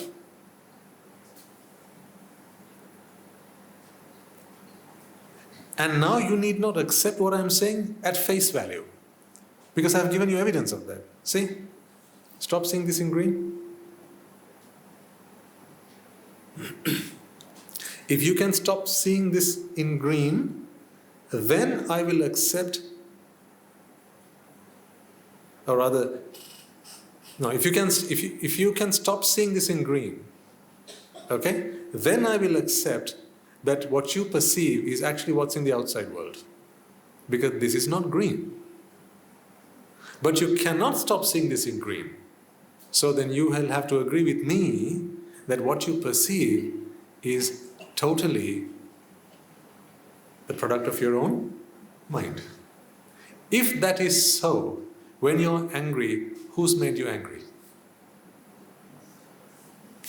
Has anyone transferred that anger to you? Certainly not. You created it in your own mind. When you're feeling lustful, who transferred that to you? So what's the website that you can go on to have lustful thoughts? www.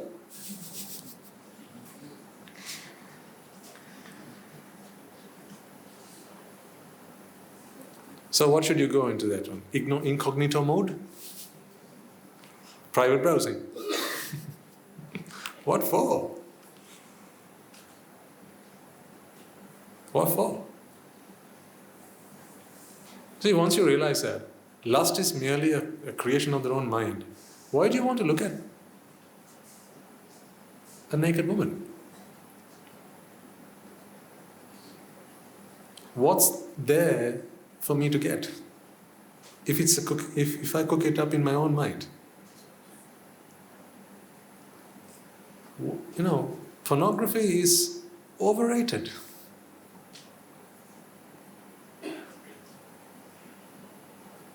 So if your children, if your son, if your daughter, if your husband or your wife, or maybe you yourself, still enjoys watching that kind of stuff, perhaps you have tried really hard to come out of it by promising yourself, observing precepts, taking a vow, right? And all these things that you've been trying to do, but they never worked. They never worked because you were just going round and round and round this cycle. You have to look for the exit. And here's the exit. Lust is not something that comes to you from www.com. You create it in your own mind. There's not a site out there that can trigger or that can create lust in your mind, ladies and gentlemen. You cook it up. Why does the mind cook it up? What is the mother of all invention? Necessity. When you have a necessity, your mind will always cook things up. Whatever that necessity is, the mind has to fulfill it. So the mind will cook it up. So when the mind desires lustful thoughts, the mind will create lust, will fabricate lust within itself, and then it will give credit to someone else for that. That's what it does. So actually, those performers in the strip clubs, they get paid for nothing.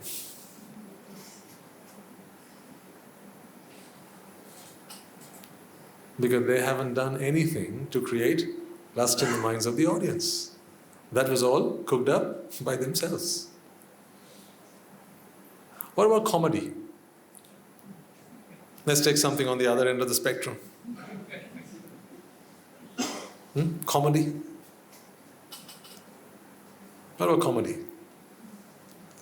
Can Charlie Chaplin make you laugh?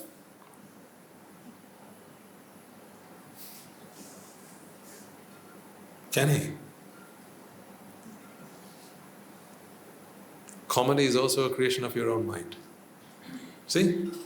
If you're going to tell me that Charlie makes you laugh, then stop seeing this in green. I dare you. If you can stop seeing this in green, that day I will agree that what you see is what's in the outside world. But you can't. And green is not here. Which means you have no idea what proportion of what you're seeing is from the outside world and what proportion of it is your own creation. So then we have no way of distinguishing how much of what is what. Therefore, we'll have to come to the agreement, because we can't come to that conclusion, it could potentially be all your mind's own doing. Potentially. Did you know that you cannot tickle yourself? You've all been tickled by someone, right? It's always by someone else, isn't it? Have you ever tried tickling yourself? Why does it not work? It's one of the best analogies I can offer you. Why can you not tickle yourself? Because that feeling of ticklishness is a creation of your own mind. That's why. If it was physical, you should be able to do it yourself. You want to experiment? And ask the person sat next to you to volunteer. No, don't. There'll be probably areas in your body which you claim are ticklish, right? Some people are on their underarms, maybe their feet, maybe their neck, behind their ears, wherever, right? People have different spots where they say are ticklish, right? Everyone has one? Yes. Can you tickle yourself? You can't. It is always someone else who has to tickle you. And when they do, they can tickle you to death, can't they? We've all experienced that, as kids, right? Playing around with, just fooling around. But you can never tickle yourself, meaning it's not the physical touch that creates the ticklish sensation. Imagine it was your neck. Some people are ticklish in their neck, right? So if you did that, it does nothing to you. But if someone else did that, you feel all ticklish. Why? You have to think about it. Why? How, where is this ticklishness cooked up? It's in the mind, and the mind cooks it up when the mind wants to cook it up.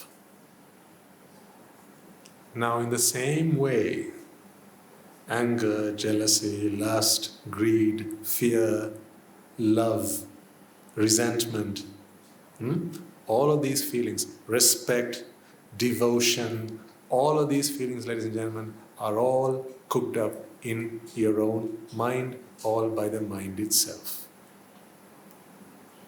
That's why I repeat, you are an island. Nothing ever came to you from the outside. Nothing's ever going to leave the island. You are an island. I want all of you to acknowledge that. Because once you have acknowledged that, then you take complete and total responsibility for your own salvation. Then and only then do you take complete accountability for all those emotions that you feel inside you. If you're the one who cooks it up, then you can stop cooking it. I agree, you don't do it deliberately. No one becomes afraid deliberately. Causes lead to that effect. But those causes are all internal. That's the point. All those causes are in your own mind. Those causes do not come from the outside. I'll give you yet another example.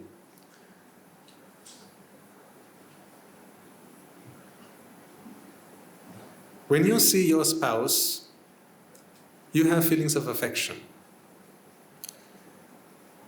When your children see him or her, they also have a feeling of affection. Are they the same? Certainly not. So, what is the right kind of affection that one must be feeling when they see that person? Which one's the right one? I'll explain to you in real life example. Say the children's mother, that is your wife, or the children's father, that is your husband, right? So when you see your spouse, be that your husband or your wife, you have a certain kind of emotional response to that. Yes, you feel love, you feel affection, you feel all sorts of weird and wonderful feelings. When your children see their father or see their mother, they don't feel the same feelings, do they? They also feel affection, but in a very, very different kind of way. Yes? Okay. Now then the question to you is, which one's the right one?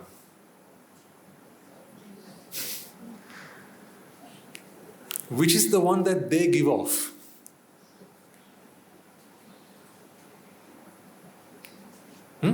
So when you're... Now here's the thing, right? So say you're at the dinner table. Right? So your wife is sat there as well, you are on this side, you're the husband, and on here you have your children.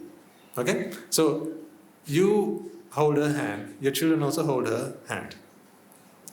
And as you hold your wife's hand, you feel a sense of love, affection, all that, in a way that a husband would feel towards his wife. The children are holding their mother's hand, and they're also feeling love, affection in a way that children would feel towards their mother. My question to you is this. Mothers in the house / wives in the house, which feeling are you giving off at that point? Which one are you giving off at that point? Are you sending some of those through your right arm and the other through your left arm?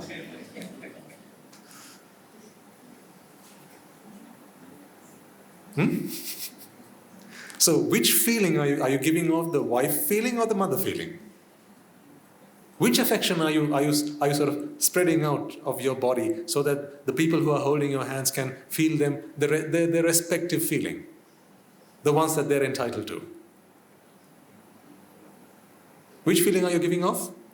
None whatsoever. So then how come your husband holds your hands and says, I know you love me.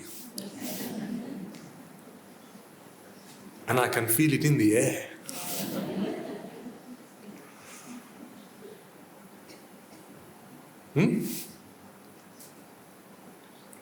How come your children then hold your hand and say, Mommy, I know you love me.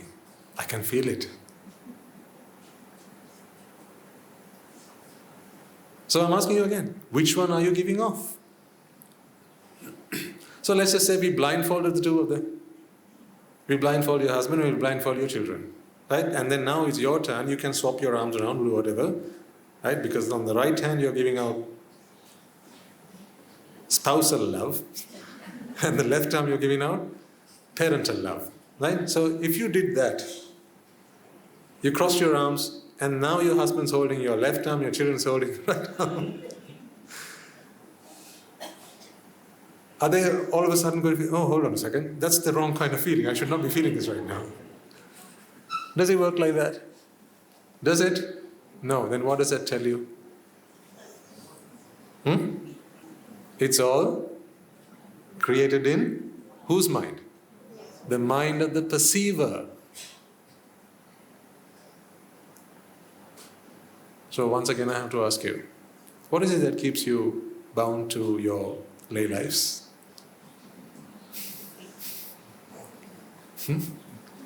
Who is it that you cannot leave? Who are these people that love you so dearly and whose love without which you wouldn't be able to survive?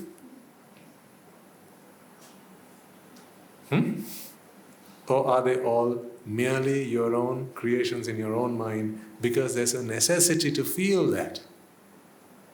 That's why you experience them, ladies and gentlemen.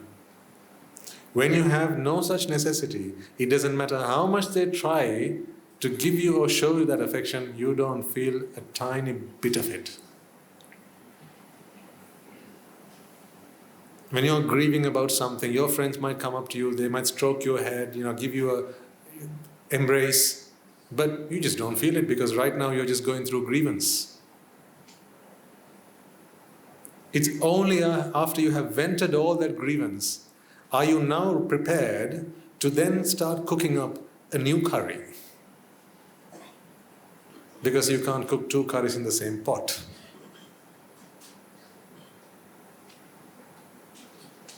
That's why you don't feel fear and lust at the same time.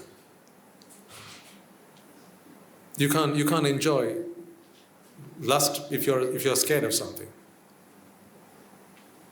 That's why you can't feel happy about about something and sad about something at the same time. It's one or the other.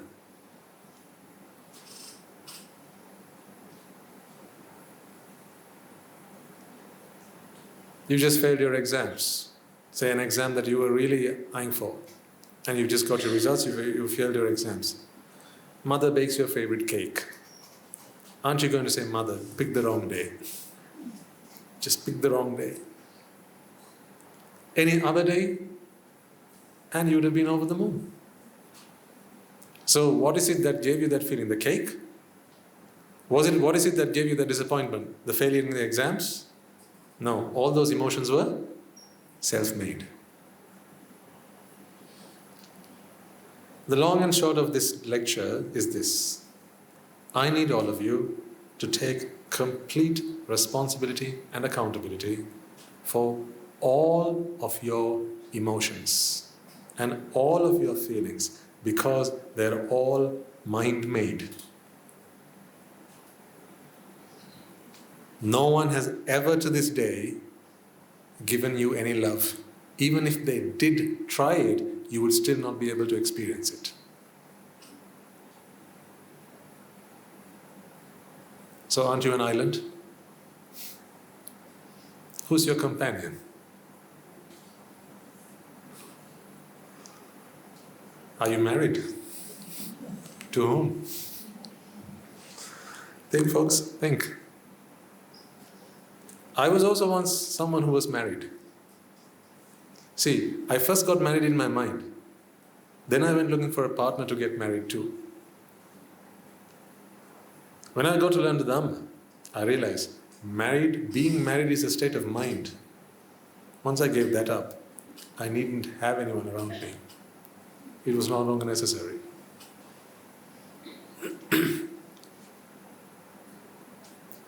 Back then I was a fool. Read between the lines. Are you still married? Who are you married to? If you're going to tell me you're married to your wife, stop seeing this in green. Stop seeing this in green, and then I will accept that you're married to your wife. But until you can stop seeing this in green, I'll have to ask you the question, how do you know that this thing that's next to you is actually a person? And she's fair, or she's dark, or she's a she. How do you know? What if she's a he? Or what if she's a tree? How would you know? You can't stop seeing this in green. So what level of confidence with which can you say that what you're seeing is actually what's out there? You have no idea. Because all you perceive is what your consciousness allows you to perceive. Then the only thing you're married to is really yourself. You think you're married to your wife because you cook up your wife in your own mind. That's the person you're married to. You create an entity in your mind, an individual you create in your mind, and then you say, that's my wife. And then you look at an object. Then what you do is you project this creation onto that object. Here's how the mind works. You project your creation onto that object. And then you say, that's my wife out there. I keep saying wife. Wives do the same. It's the same story. Ultimately, you are the king and you're the only subject in your own mind. In this kingdom of yours, there's only one subject. He's the king and he's the subject. That's all. You are so alone, ladies and gentlemen. You are so alone. Atta hi atta no natti. Kuto putta kuto dhana. Where are your children? Where are your spouses? You cook them up in your own mind. Where are your friends? Where's you? You cook yourself up in your own mind. What about the others? What about the rest of them? That's why there's only one refuge, and that is the refuge of the Dhamma. Understanding this is your only companion.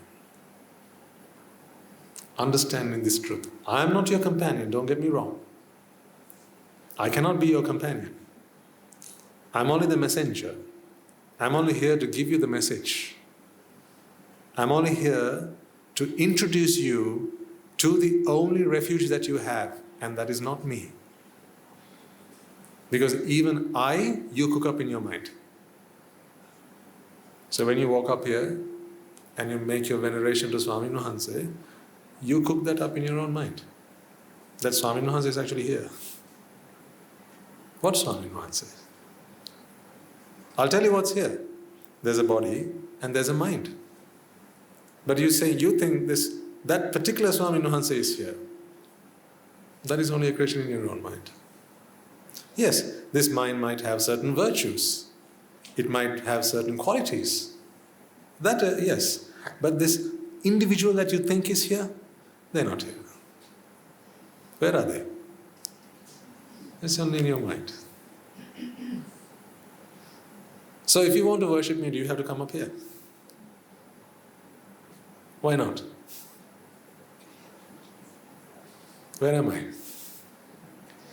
Huh? In whose mind? In your mind. Where's your mind? Up here. That's only. So, where's the Buddha?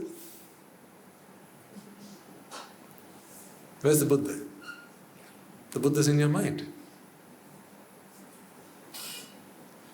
So then, does the Buddha have to be present here today for you to make an offering? No. It has been 2,500 years since the Buddha's Parinibbāna.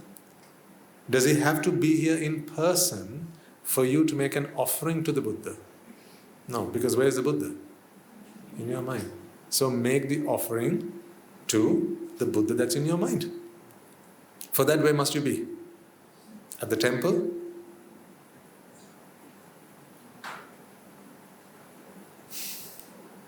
Where? Tissa Maharama?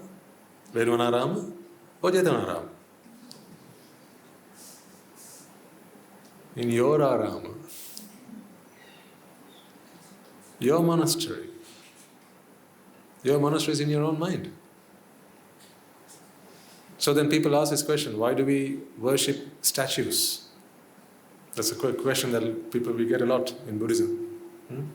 Why do you make offerings to statues? Why do you put flowers down in front of a statue? Because not everyone understands this profound concept, that the Buddha is only created in one's own mind. Once you understand this, you don't need to lay down flowers in front of a Buddha. Because what is a flower even? That's also a creation of the mind. So then you can create your flowers, you can create the Buddha and put the flowers in front of the Buddha, all in your own mind. And you earn the same amount of merits. Did you know that? It doesn't have to be a physical statue and it doesn't have to be a physical flower. Because merit is not what the hands do. It's not what the legs do. It's not what your body does. It's what the mind does.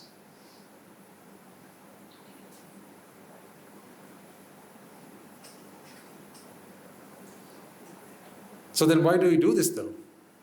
It's to symbolize. So we don't worship idols. Of course not. This is only a representation of that.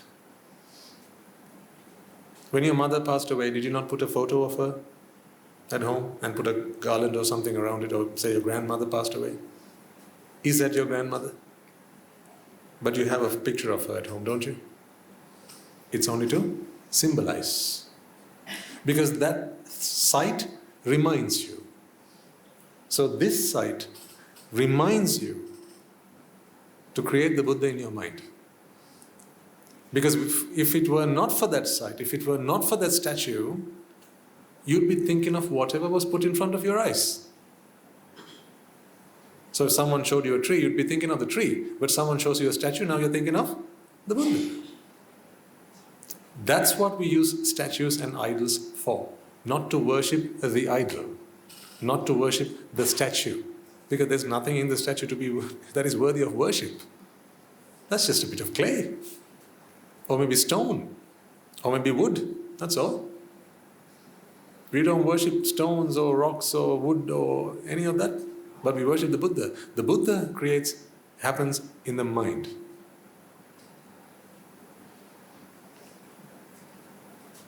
Does that make sense to you? So how much must you have to make an offering? You need nothing.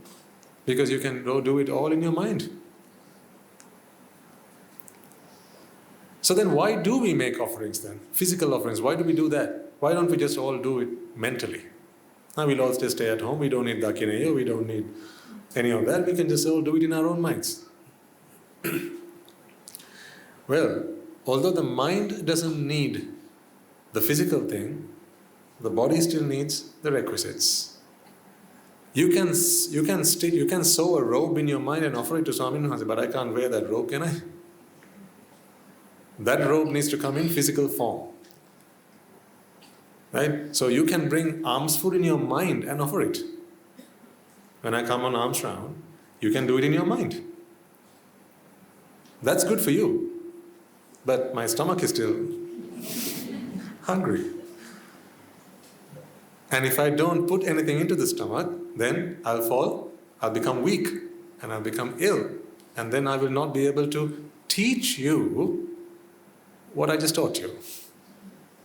That you don't need to offer physical alms, you could do it all in your mind. But that's why we do the physical part. Because we are all born with bodies. You just imagine if we were all just minds and we didn't come with a physical body, then you would need not make any offering whatsoever. Then you don't need any offering whatsoever. You don't need to offer any food, you don't need to offer any robes, you don't need to offer any shelter, you don't need to offer any of that sort, no medicines, nothing. But you do it because you understand that Swami Wahanse comes in a physical form. So this body has to sustain his mind until he has done what he has to do and continues to share the truth with all of us so that we can do what we have to do. That's why we make the physical offerings. Does that make sense? There you go. But anyhow, what I want to get across to you today through this talk was this. You create everything in your own mind. All these feelings, all these emotions, negative and positive, all that is all created in your own mind. To break out of this endless loop, you have to first acknowledge that whatever you perceive are all your mental formations. These are all mental creations. Once you do that, ladies and gentlemen, you will take complete responsibility and accountability for what you perceive. It is then you will start to ask the next question. Swami Wahanse, there are some emotions I don't really like because they hurt me. They're painful. What can I do? Until you acknowledge that these emotions are all made within the mind, you will not need to ask me that question because you will already be looking to others or at others, fighting with them, shouting at them, picking a fight with them, telling them off because you think that it is others who are responsible for you feeling that way. That's why I say if you have an addiction to anything, mentally, that addiction itself is a creation of the mind. We can stop that once you begin to understand how the mind works. If you cannot break out of an addiction, let's say to the example we used earlier, pornography, and that's because you enjoy lustful feelings to some extent, let's say, and you think that it comes to you from watching whatever on screen. No, they don't come to you from that. You cook it up in your own mind. Once you realize that, right, the value that you give it drops. It's like a tickle. It's like a tickle. You tickle yourself and it doesn't work. You have to cook it up in your mind. When someone else does that, now you create it in your mind. Something that you don't do when you do it yourself physically. Does that make sense? Can you contemplate on what we just talked about at least for the next few days? Just reflect on that. When you walk outside and you see whatever you see, ladies and gentlemen, right? Like I asked you, is this color, is this leaf green? Right? When you see these objects as you walk around the street, right? Things that you see, things that you hear, ask yourself this question: am I seeing and perceiving something that's coming to me from the outside world, or am I actually perceiving something that I'm cooking up in my own mind? Realize that you're just an island. Contemplate on that. To realize that you're just an island. And whenever you feel emotions, like let's say you get home today, you greet your family, and they want to share affection with you. You will feel affection, no less. But at that point, please remember what Swami Wahanse taught you this morning. And remind yourself, hold on, I'm feeling affection right now, yes, but that's not something my son just gave me. It's not something my beloved husband just gave me. It's something I cooked up in my own mind. Do you understand what I'm saying? You get scared of something. You see a cockroach, maybe you're scared of cockroaches. You see the cockroach and it startles you jump back.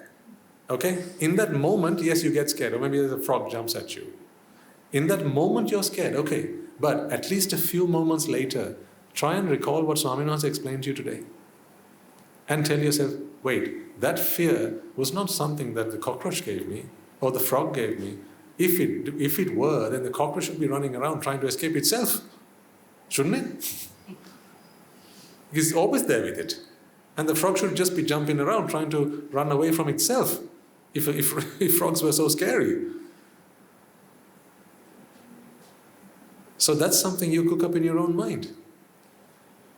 So once you take responsibility for all those emotions that you feel internally, at that point we can have a conversation. There are some emotions that you don't like. They hurt you, they torment you, they bring you anguish and pain. Then I can explain to you what the causes are that lead to the manifestation of those emotions. Then we can start working on them. But until then, there's no point in me trying to convince you that ignorance and attachment are the root causes of your suffering. Can you do that? Try that, experiment that, try that for the course of the next few days. That is meditation. That is one of the best kinds of meditation. See, for that you don't need to sit down cross-legged or with your eyes closed. Open your eyes, see what you see, hear what you hear, taste what you taste. When you have some cake this evening, after dinner, and you experience the taste of sweetness or sourness or whatever, ask yourself the question, is that in the cake or is that me creating it in my own mind? And then ask yourself the question, how do I know I'm actually eating anything at all? If all of this is created in my own mind, then how do I know I'm eating a cake at all? There's only one thing you know for certain. You're perceiving, that's it. You don't even know what you're perceiving is the truth or not. You're perceiving, that's it. That you can be certain of, you're perceiving. Whether you're perceiving what is actually in the outside world or not, who knows? But does it matter? No. All we need to understand today is that what you perceive is your consciousness. What you're conscious of is your perception. Simple as that. Shall we leave it for today? So we've given you some homework. Now today is the day that we go out on alms round. So, as I've explained to you, if you want to worship Swami Nuhanse, where can you do it from? You can do it from wherever you are.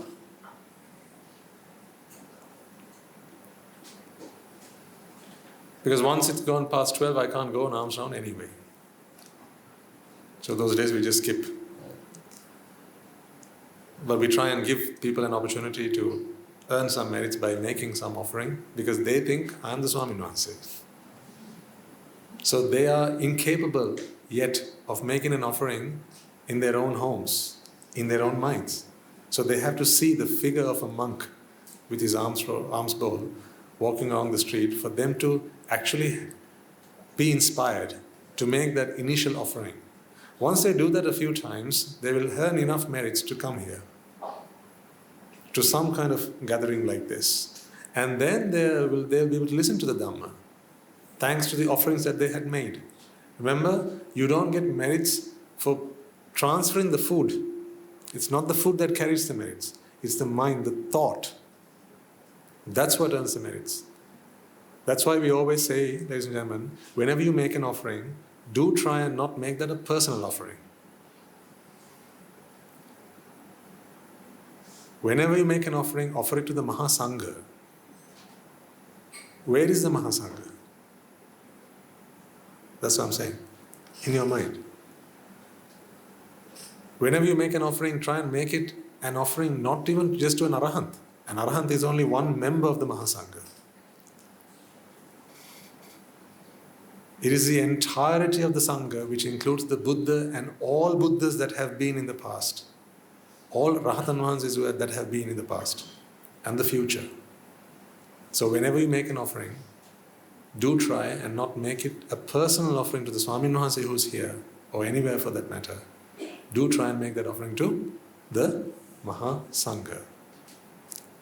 I ask you to do that because when you do that, the power of your merit is multiplied and magnified tremendously in comparison to the little that you will earn by making that offering just to an individual. Remember, that individual is also not here. That individual is also in your mind. There are two parts that contribute. One is what's in the outside world, the other is what's in your mind. You cannot change what's here, right? Because I can't bring the Buddha here to accept your offering. I am the one who's here today to accept your offering. But in your mind, you can shift your thinking. And rather than making that offering to an individual, offer it to the Mahasangha. That way, your contribution is at its fullest. On my side, this is the best you're going to get for today. And that's why when you come to the monastery, you can earn more merits that way. Because here, there's only one individual. At the monastery, when you make an offering, typically you even tend to think that it's actually for the entire community of the Sangha, right? It's a great environment for you to feel that way. But even when you're here, if you're making an offering, in your mind, offer it to the Mahasangha. Because I have been permitted by the Buddha to accept offerings on behalf of the Mahasangha. As I have that permission, why not make the most of it? Is the invitation I make to you.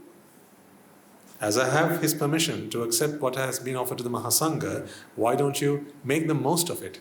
And rather than just offer something to an individual monk, I'm not suggesting that there is no merits in making a personal offering. There are merits in making a personal offering, but remember, that is it is limited by,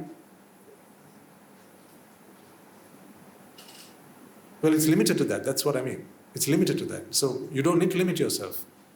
When you can have the ocean, why settle for a glass of water? Okay? So if there's something you wish to share with Swami Nuhanse particularly, then please feel free to come up. Or if there's something you wish to offer, then again, please feel free to come up. But if not, now you are fully entitled to and capable of making your veneration from wherever you are. And the only reason I'm suggesting we do that on the first Sunday of every month is so that it will save Swami Nuhanse some time to go on alms round.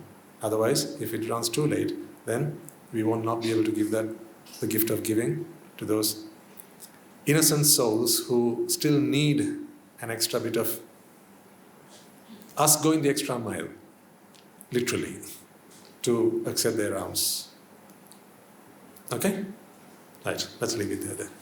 So let us all take a moment then to transfer the merits that we have all acquired by making offerings to the infinite virtues of the Noble Triple Gem, creating a conducive environment for all to come along and practice the Dhamma, listen to the teachings of the Buddha, and attain to their liberation.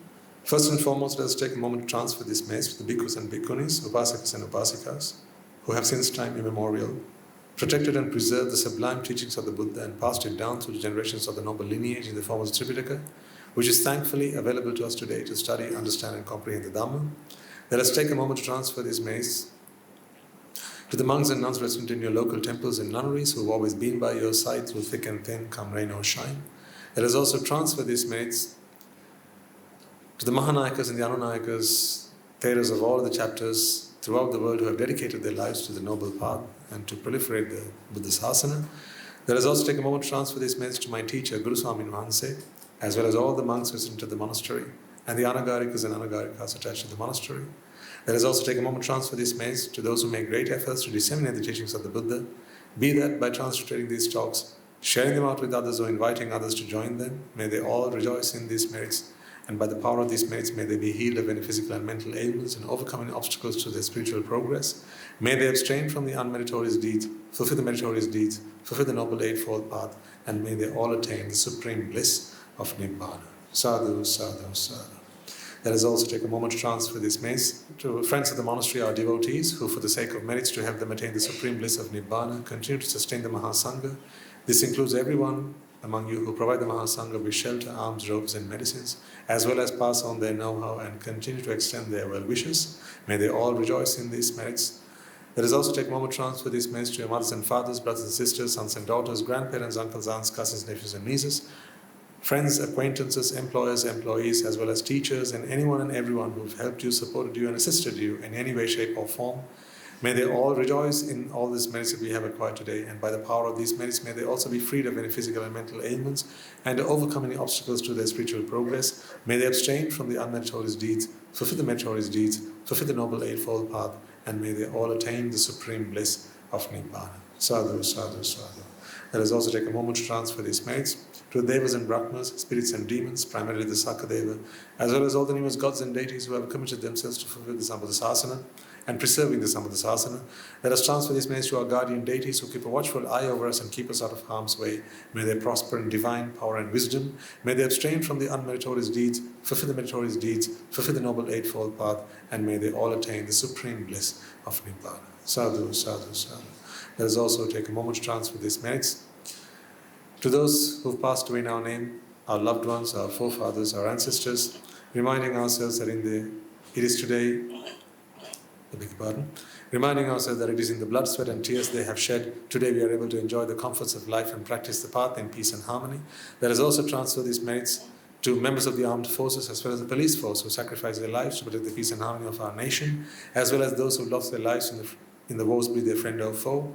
Let us also transfer this message to those who lost their lives in natural disasters and calamities such as the tsunamis and earthquakes, landslides, fires, floods, pandemics, and so on, reminding ourselves that in this infinitely long journey of samsara, there will have been mothers and fathers to us, friends to us, supporters of ours, with an abundance of kindness and compassion towards all of them. Let us transfer all the merits we have acquired to all. May by the power of these merits, if any of them have been born in the woeful planes, they redeem themselves and be born in the blissful plane. May by the power of these merits, they abstain from the unmeritorious deeds, fulfill the meritorious deeds, fulfill the Noble Eightfold Path, and may they all attain the supreme bliss of Nibbāna. Sadhu, sadhu, sadhu.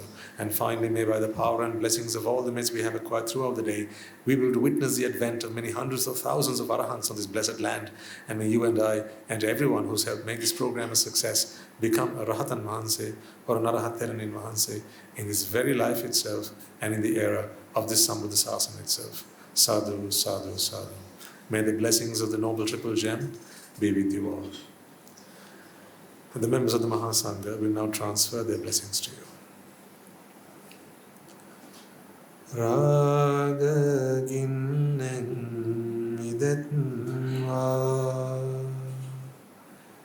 Dveshagiriya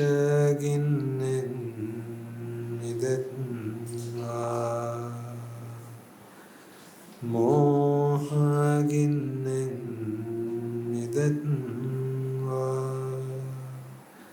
Nibbāna Parama Sukhayan Sukhita Taravetva Nibbāna Parama Sukhayan Sukhita Taravetva Mamada Siyalu Loka Siyalu Satmayo Nibbāna Parama Sukhayan Sukhita Taravetva Nibbāna Parama Sukhayan Sukhita Taravetva Nibbāna Parama Sukhayan Sukhita Taravetva Rajagiriya Niveva Dveshagiriya Niveva Mohagiriya Niveva Nivan Sapalabeva Nivan Sapalabeva Nivan Sapalabeva